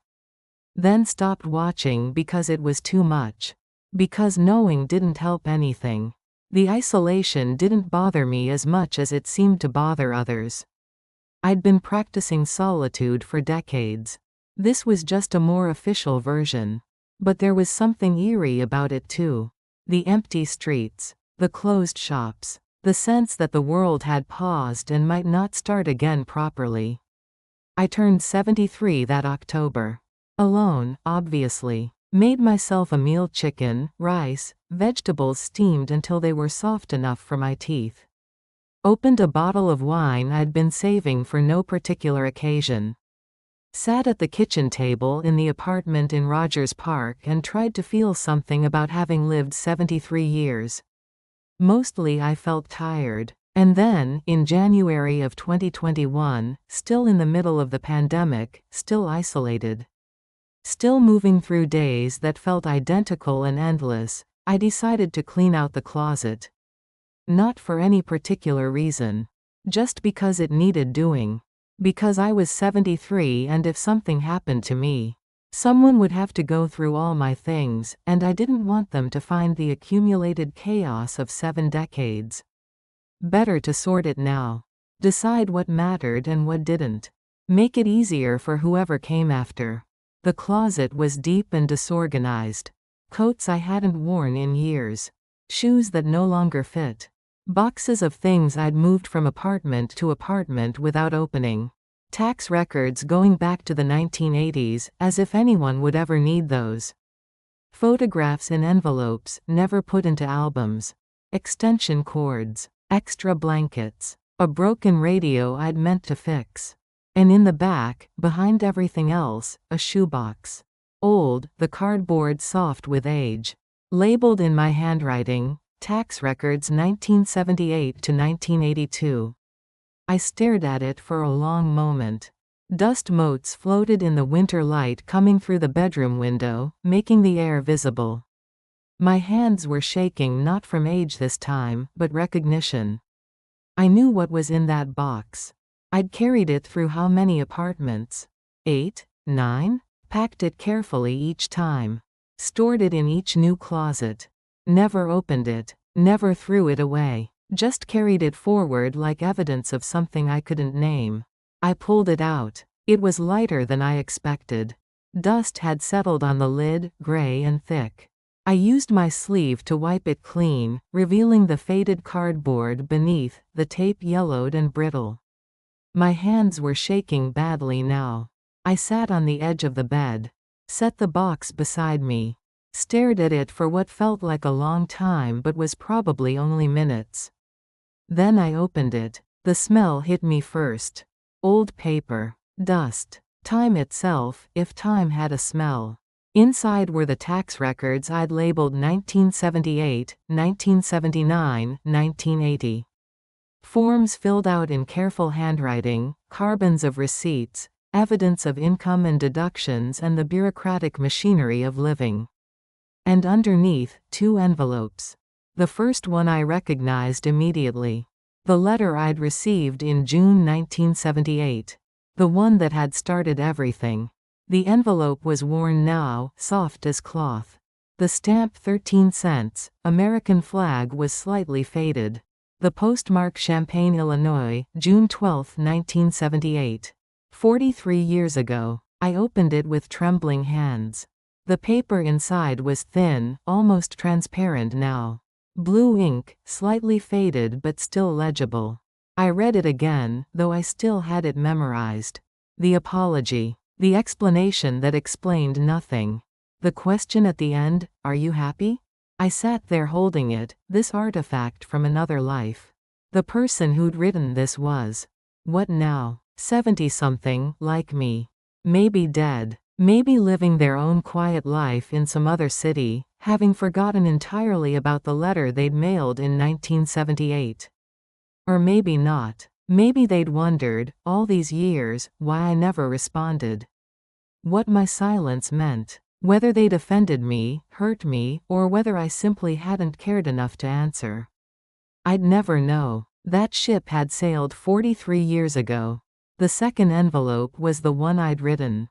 The letter I'd never sent. My handwriting, younger and more certain. Addressed to Champagne. The stamp still affixed, crooked, never cancelled. A 13-cent flag that had never done its job of carrying words across distance. I opened it carefully. The pages inside 6 of them, front and back, were yellowed at the edges. My handwriting covered them, blue ink, urgent and raw. I started reading, and stopped. Because I couldn't bear to see what I'd written 43 years ago. Couldn't face that younger version of myself, so desperate to be understood, so convinced that honesty mattered and words could bridge the unbridgeable gap. I knew what was in there. Confession and explanation and longing and hurt. All the things I'd felt in 1978 when the wound was fresh. When I still believed that articulating pain could somehow transform it into something else. I refolded the pages, put them back in the envelope, set both letters on the bed beside me. Outside, the winter afternoon was fading. The light through the window had gone gray and thin. Somewhere in the building, someone's television murmured. A radiator clanked and hissed. The same sounds, 43 years later. Different building, different neighborhood, different version of me. But the sounds unchanged. I looked at the letters. Side by side. Question and answer. Received and never sent. The entire conversation frozen in 1978, preserved in paper and ink, waiting in a shoebox while decades passed. And the world transformed and everything I'd known dissolved and reformed into something unrecognizable. Except these. These remained exactly as they'd been. I picked up the one I'd written. Held it in both hands. Felt its weight, which was still nothing. Which had always been nothing. What would have happened if I'd sent it? Would it have changed anything? Reopened. Something better left closed? Created more pain? Offered closure? There was no way to know. The timeline where I'd mailed that letter didn't exist. Only this one did. The one where I'd kept it. Where I'd chosen silence. Where I'd spent 43 years wondering if I'd made the right choice. I thought about throwing them away. Both of them. Finally letting go of 1978 and everyone I'd been then. Making space. Moving forward, even at 73, even when forward was a much shorter distance than it used to be. But I couldn't. Not yet. Instead, I put them back in the shoebox. Closed the lid. Set it on the shelf in the closet where I could see it now, not hidden behind other boxes, not buried under decades of accumulation. There. Within reach. If I ever decided. Decided what, exactly, I wasn't sure. But the letters were there. And I was here. And the distance between 1978 and 2021 felt simultaneously vast and non-existent, like standing on the shore looking at the lake, knowing the other side existed. But unable to see it through all that water. The letters stayed on the closet shelf. Not hidden, but not displayed either. Just there. Present. For the first time in 43 years, I knew exactly where they were without having to think about it. I didn't read them again immediately. Didn't need to. Opening the shoebox had been enough. Confirmation that they still existed. That 1978 still existed, in a way. Preserved in ink and paper and questions that never got answered. The pandemic continued through winter and into spring. The vaccines arrived. Slowly, cautiously, the city began to wake up again. The lakefront path reopened. Restaurants started seating people outside, everyone still masked, still distant, still uncertain whether this was really over or just an intermission. I got vaccinated in March at a clinic set up in a high school gymnasium. Sat in a folding chair for 15 minutes afterward, being observed for adverse reactions. Surrounded by other elderly people who looked as disoriented as I felt. Not by the vaccine, but by being in a room full of people again. By the fluorescent lights and the echoing voices and the reminder that the world was still out there, still populated, still continuing. Walking home, I felt something shift. Not dramatically. Just a small adjustment in perspective, like when you've been sitting in one position too long and finally move and realize how much tension you'd been holding. I was 73 years old. I'd survived a pandemic, survived 7 decades of living, survived the print shop closing, survived Danny's death, survived all the small losses and larger disappointments that accumulate when you live long enough. And I'd survived 1978. That was the thing I kept coming back to. I'd survived it. The letter arriving. The question it asked. The answer I couldn't send. The silence that followed. All of it had felt catastrophic at the time, final, defining, the kind of wound that would mark everything after. But here I was. Still breathing. Still walking to the lake. Still watching the seasons change and the city transform and the world spin on in its indifferent way. The wound had healed. I just hadn't noticed when. Spring that year was early and generous. By April the trees along my street had leafed out, that fresh bright green that only lasts a few weeks before deepening into summer's heavier shade. Tulips appeared in the small yards of the houses I passed. Red and yellow and pink, improbable and cheerful, pushing up through the dirt like they'd never heard of pandemics or isolation or time. I started walking more, not just to the lake, but through neighborhoods I hadn't explored. West toward Evanston, south toward Lincoln Square, getting lost on purpose, learning new streets, finding coffee shops I'd never tried and small parks I'd never known existed. It felt like something. Not quite starting over too late for that, too much already lived but starting again. A second attempt at being present. At noticing. At occupying the world instead of just moving through it. One afternoon in May I found myself in Wrigleyville. Hadn't been there in years. The neighborhood had changed completely. The old bars I'd walked past in 1978 were gone, replaced by sleeker versions. Sports bars with multiple televisions and craft beer lists. The streets were cleaner, richer, gentrified beyond recognition. I stood on Clark Street, trying to orient myself. Trying to remember where Rosie's Diner had been. That corner? Or 2 blocks south? The buildings all looked different. Newer, taller. Like the entire neighborhood had been demolished and rebuilt while I wasn't paying attention. Maybe it had been. A young couple walked past, laughing about something, so absorbed in each other they didn't notice me standing there. An old woman blocking the sidewalk, lost in geography that no longer existed. I wondered if that's what the person who'd written the letter felt. Lost in geography that didn't exist anymore. Looking for the version of me from 1978 who'd lived in that apartment above the hardware store, who'd worked at Friedman & Sons Printing. Who'd eaten tuna melts at Rosie's and walked to the lake every evening. That person was gone. Not dead, but transformed so completely by time that she might as well be. I could remember her, could recall what she'd felt and thought and feared. But I wasn't her anymore. Couldn't access her perspective except through memory, which was unreliable and selective and always contaminated by everything that came after. Maybe that was okay. Maybe that was the point. I walked back north, toward Rogers Park, toward the apartment where the letters waited on the closet shelf. The day was warm, almost hot. People were everywhere on patios, in parks, riding bikes, walking dogs. Making up for lost time. Reclaiming the city after a year of absence. When I got home I made tea and sat by the window. The apartment faced west, so the afternoon light came in strong and golden, illuminating the dust I'd been meaning to clean. Making it beautiful instead of just evidence of neglect. I thought about silence, about what it communicates and what it conceals. For 43 years I'd thought of my silence as failure. A choice made out of fear. Evidence that I'd been too cowardly to be honest, too damaged to risk vulnerability, too small to meet the question with an answer.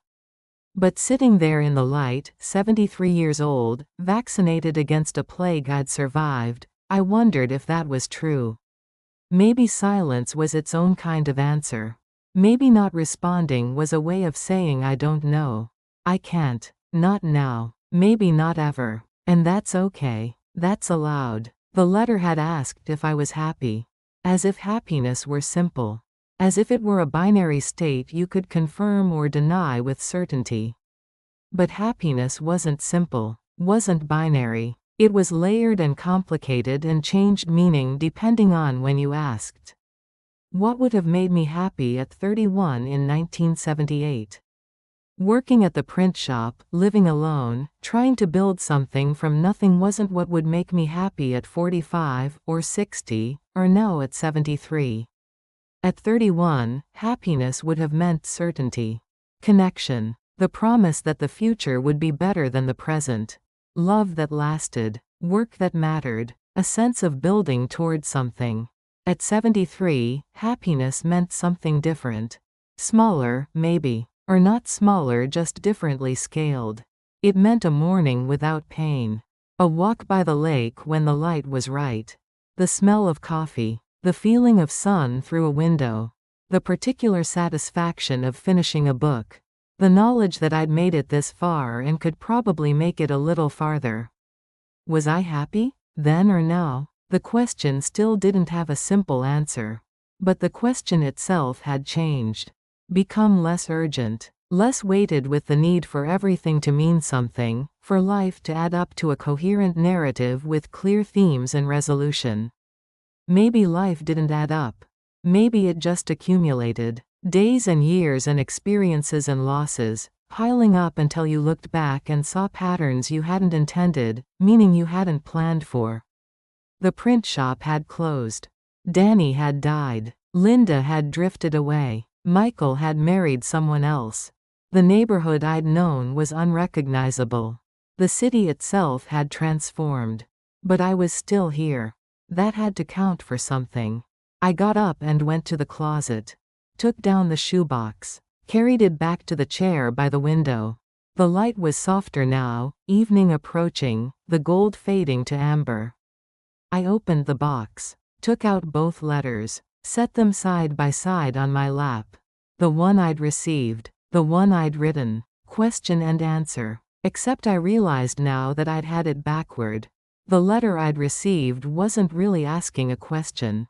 It was offering something. An opening. A possibility of connection. A chance to bridge the distance that 7 years had created.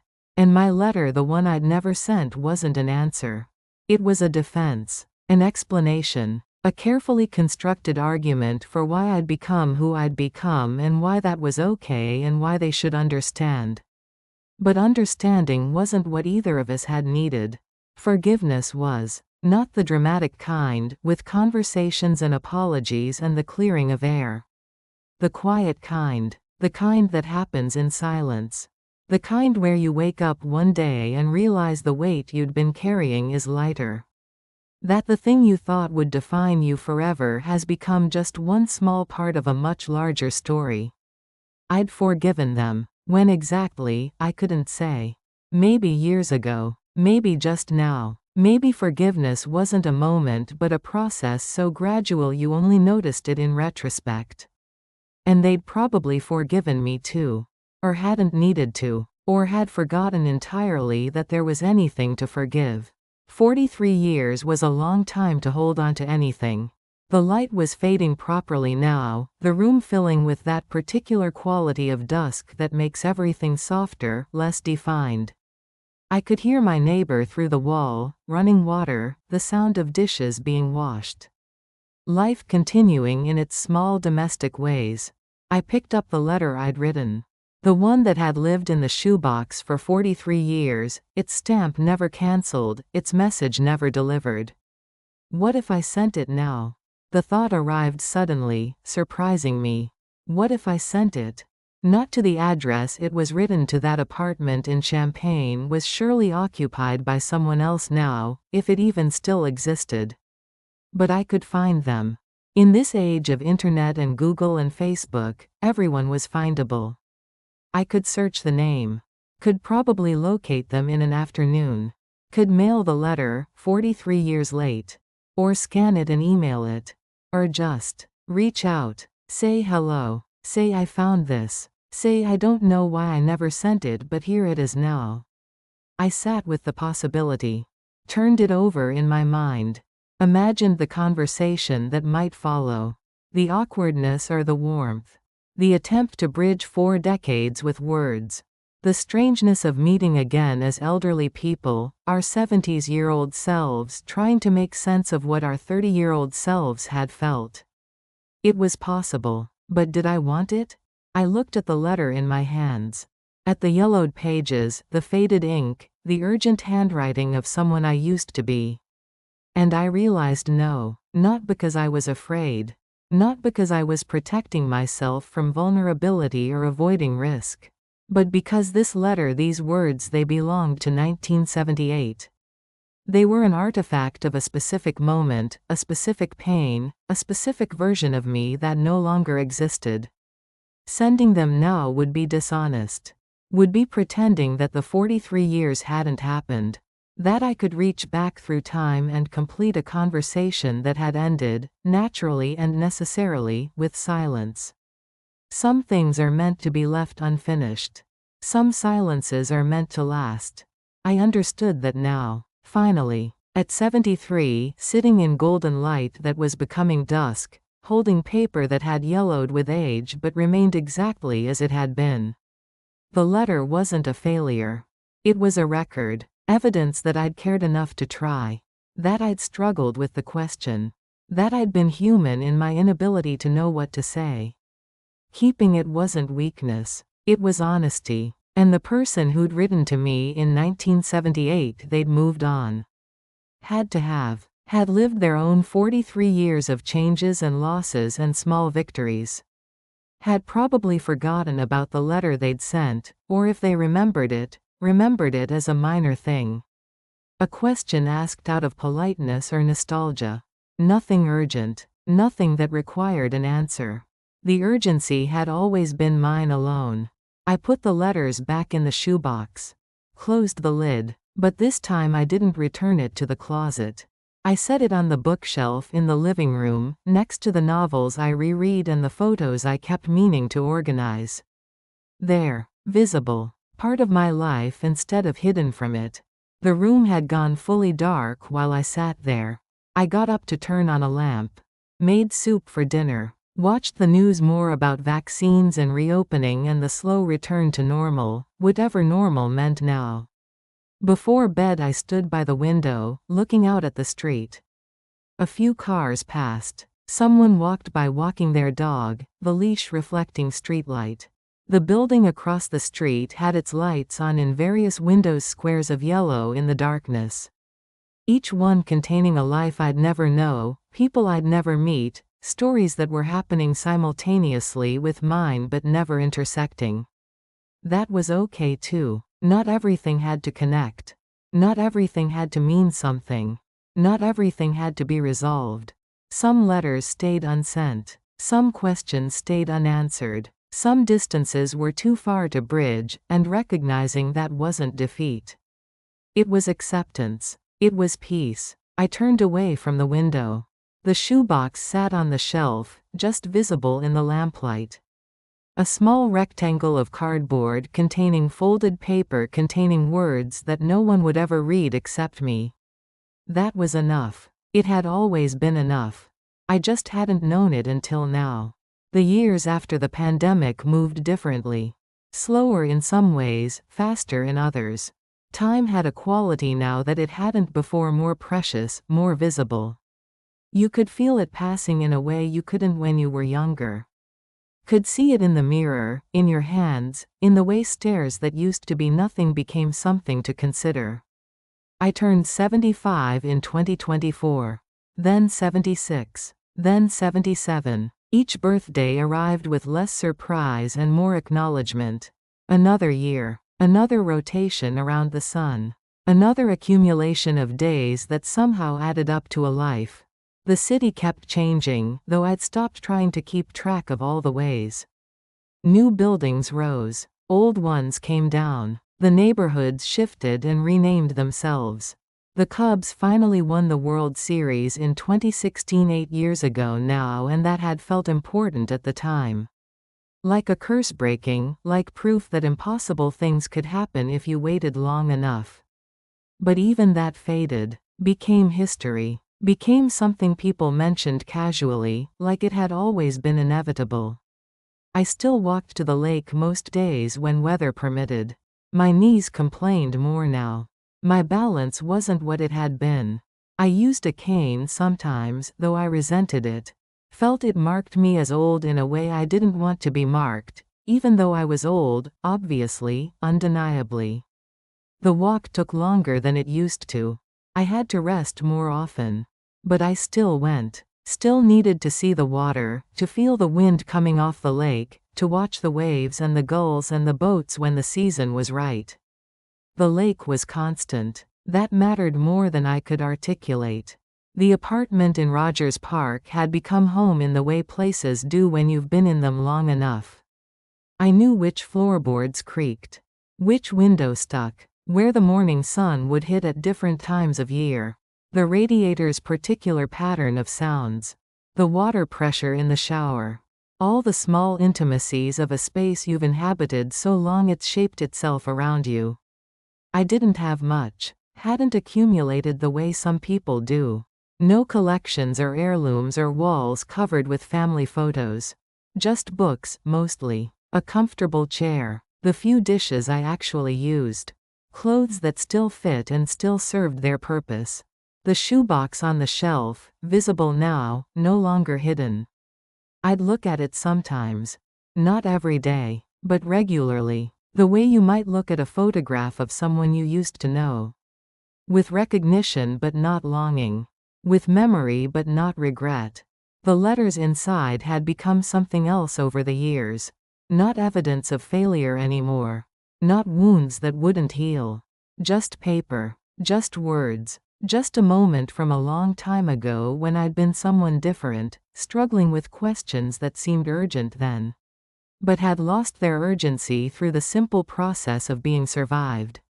Last winter, January 2025, cold even for Chicago, the kind of cold that made your face hurt when you went. Outside I was going through papers at the kitchen table. Tax documents, mostly. Medical bills. The bureaucratic accumulation that elderly life generates. I'd been putting it off for months, but it needed doing. Had to be sorted, filed, some of it probably thrown away. I'd pulled everything out of the drawer. Spread it across the table. Was making piles keep, shred, uncertain when I found it again. The letter. Not in the shoebox this time. This was a third letter. One I'd completely forgotten about. It was wedged between a receipt from 2018 and instructions for a medication I no longer took. A small envelope, business-sized, addressed to me at the Paulina address I'd left in 2009. It had been forwarded twice, by the looks of the crossed-out addresses and new labels. First to an apartment I'd lived in for only 2 years. Then to here. To Rogers Park. The postmark was 2015. 10 years ago. The return address was from Indiana. A small town I'd never heard of. The name on the return address label made my hands stop moving. I sat there for a long time, holding it. The kitchen was cold, the radiator was cycling and hadn't kicked on yet. Outside, snow was falling in that windless way that makes it look like the sky is simply shedding itself, piece by piece. I opened the envelope carefully. The paper inside was plain white, unlined. The handwriting was shaky now, affected by age or illness or the simple fact of years. But I recognized it, still, even after 47 years. The letter was short. 1 page. Dated December 2015. It said they were writing because they'd been thinking about old friends. About people from the past. About the connections that had mattered even when they'd ended. It said they hoped I was well. That they hoped life had been kind to me. That they'd often wondered what became of me.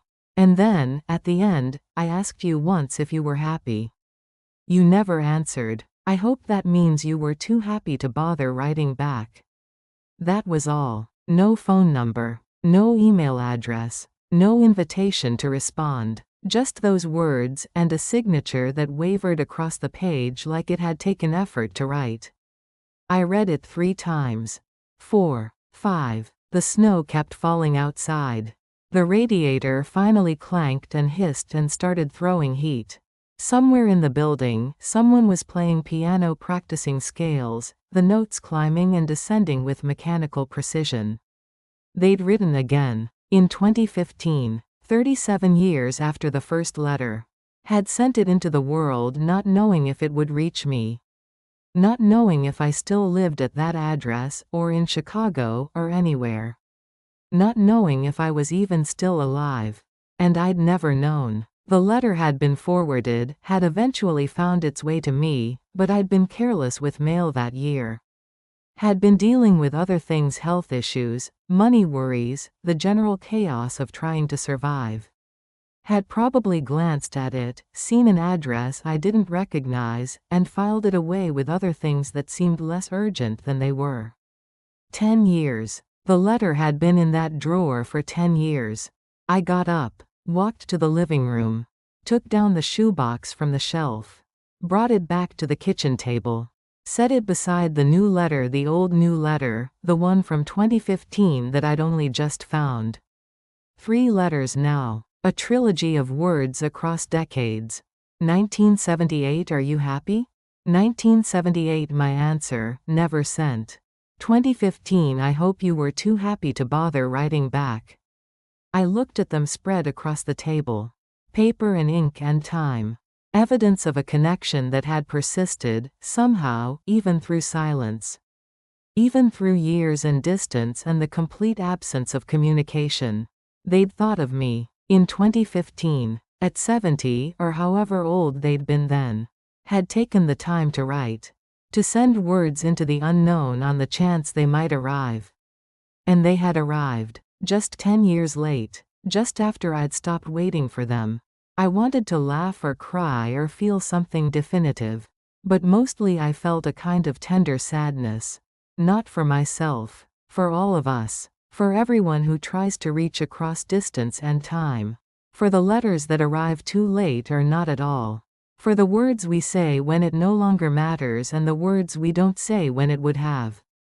For the essential loneliness of being human, of being separate, of trying to connect across the unbridgeable gap of being different. People in different bodies living different lives.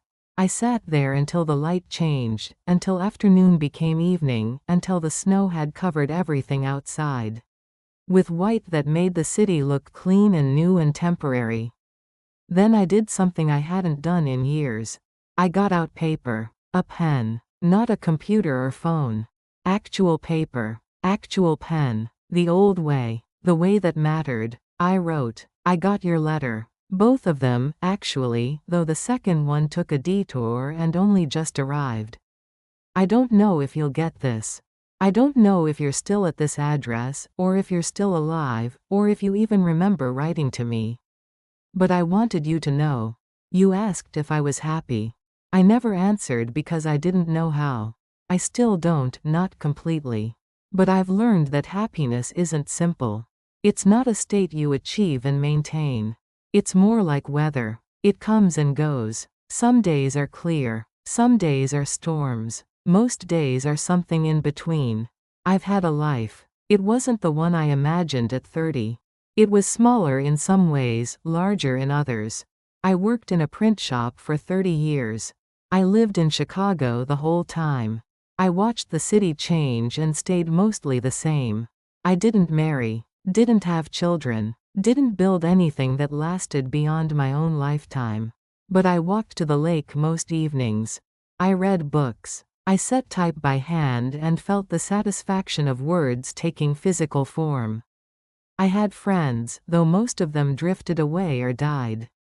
I survived a pandemic. I made it to 78 years old, which seemed impossible when I was 31 and receiving your first letter. Was I happy? Am I happy? Some days yes. Some days no. Most days I'm just here, which might be its own kind of answer. I'm sorry I never responded. Sorry it took 47 years to say anything at all. Sorry for the silence, which wasn't meant as punishment or dismissal but was just all I could manage at the time. I hope you've had a good life. I hope the years were kind to you. I hope you found whatever you were looking for when you wrote to me. Thank you for asking, even though I couldn't answer. Even though the answer wouldn't have been satisfying. Thank you for wondering if I was happy. For caring enough to ask. I hope you were happy too. I didn't sign it. Didn't need to. They'd know who it was from. I addressed the envelope to the return address from the 2015 letter. Indiana, a small town I'd never been to, would probably never visit. Put a stamp on it much more than 13 cents now. 68 cents. Everything had gotten more expensive, even the cost of sending words across distance. The mailbox on the corner was 6 blocks away. The snow had stopped but it was still cold, the kind of cold that made breathing hurt. I put on my heavy coat, wrapped a scarf around my neck, pulled on boots with good traction. Picked up the letter. Walked slowly through the snowy streets. Past buildings I knew and didn't know. Past lives being lived in warm apartments behind glowing windows. Past the bodega where the owner nodded at me even though I never bought anything. Past the bus stop where people waited, stamping their feet against the cold. The mailbox was where it had always been. Blue metal, scratched and dented. The mouth opened with its familiar creak. I stood there holding the letter. One last time. One final decision. And then, without hesitation, without the 47 years of doubt and fear and uncertainty that had defined the last attempt, I dropped it in. Heard it hit the bottom. Felt the weight of it leave my hands. Done. Whether it would arrive, whether they'd receive it, whether they'd care or remember or understand, none of that was in my control. I'd done what I could do. Had sent words into the world. Had completed the conversation, finally, even if the completion came decades too late to matter. I walked home slowly. The cold bit at my face but I didn't mind. Felt alive, actually. Present. Here. At 78 years old, having finally finished something I'd started at 31. The apartment was warm when I got back. I made tea. Sat in the chair by the window. The street outside was quiet, muffled by snow. The kind of quiet that only comes in winter, when the city holds its breath between storms. The shoebox was still on the kitchen table where I'd left it. The 3 letters, the 2 old ones, the one from 2015. I gathered them carefully, put them back in the box, closed the lid, but I didn't return it to the shelf. Not yet. Instead I put on my coat again. Put the shoebox in a canvas bag. Walked out into the cold. The lake was 20 minutes away, walking carefully on snow-covered sidewalks. The sun was setting, turning everything pink and orange and gold. The kind of sunset that made you stop and stare, that reminded you the world was beautiful even when it was cold. Lakeshore Drive curved along the water, the concrete path mostly empty in the late afternoon winter light. A few joggers passed, their breath-making clouds.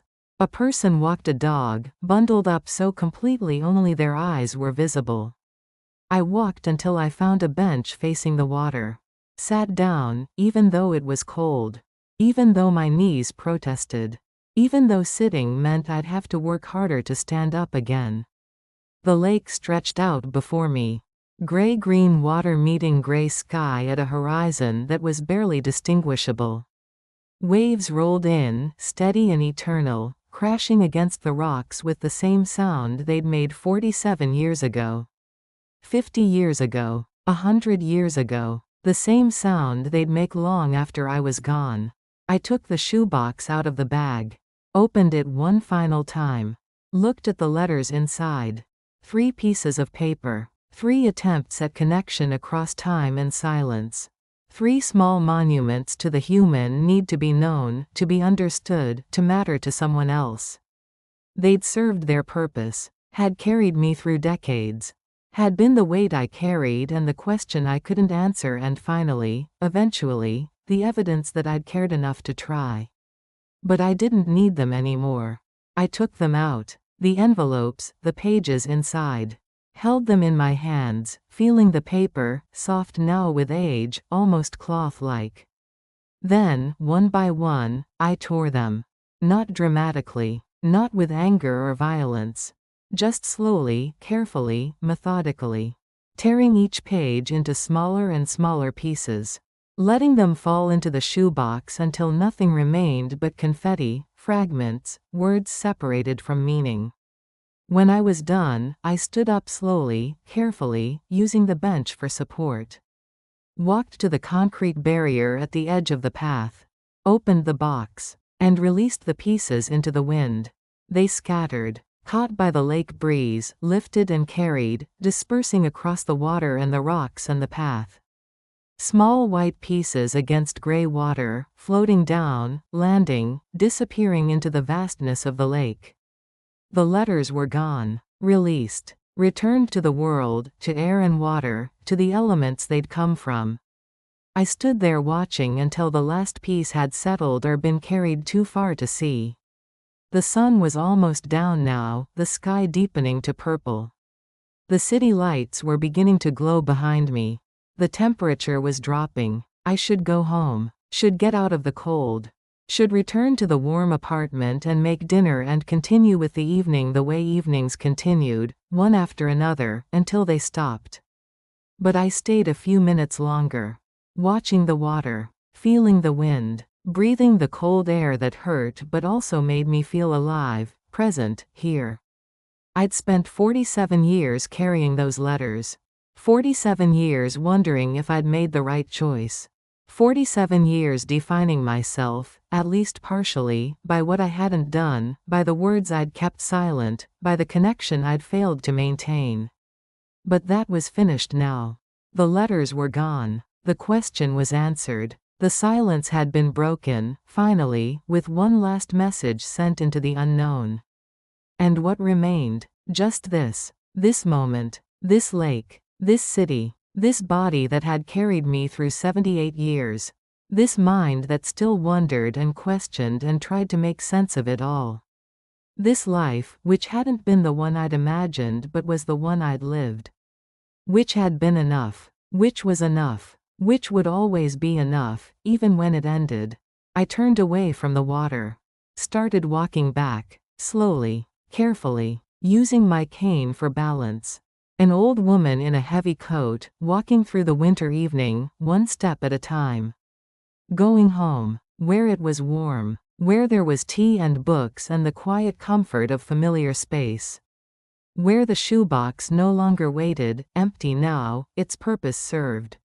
Where I could sit by the window and watch the street and feel, for the first time in 47 years, the particular lightness that comes from finally letting go of weight you didn't know you'd been carrying. Where I could be, simply, whoever I was now. Not defined by the past. Not waiting for the future. Just here. Just this. Just enough. The walk home took longer than the walk there. My legs were tired. The cold had settled into my bones. But I didn't mind. Didn't hurry. Just moved at the pace I could manage, which was the only pace that mattered. By the time I reached my building, night had fallen completely. The streetlights glowed orange. The windows in the building were lit, each one a small story I'd never know. I climbed the stairs slowly, one hand on the railing, pausing on each landing to catch my breath. My apartment was exactly as I'd left it. Small, quiet, mine. I made tea, sat in the chair by the window. Watched the street below where cars passed occasionally, where life continued in its ordinary way, indifferent to my small drama of release and letting go. And I felt, finally, at 78 years old, something close to peace. Not happiness that was still too complicated, too variable, too dependent on circumstances beyond my control. But peace. The acceptance of what had been. The release of what might have been. The simple acknowledgement that I was here, now, having lived the life I'd lived, and that was enough. The letters were gone. The questions were answered. The silence, at last, was complete.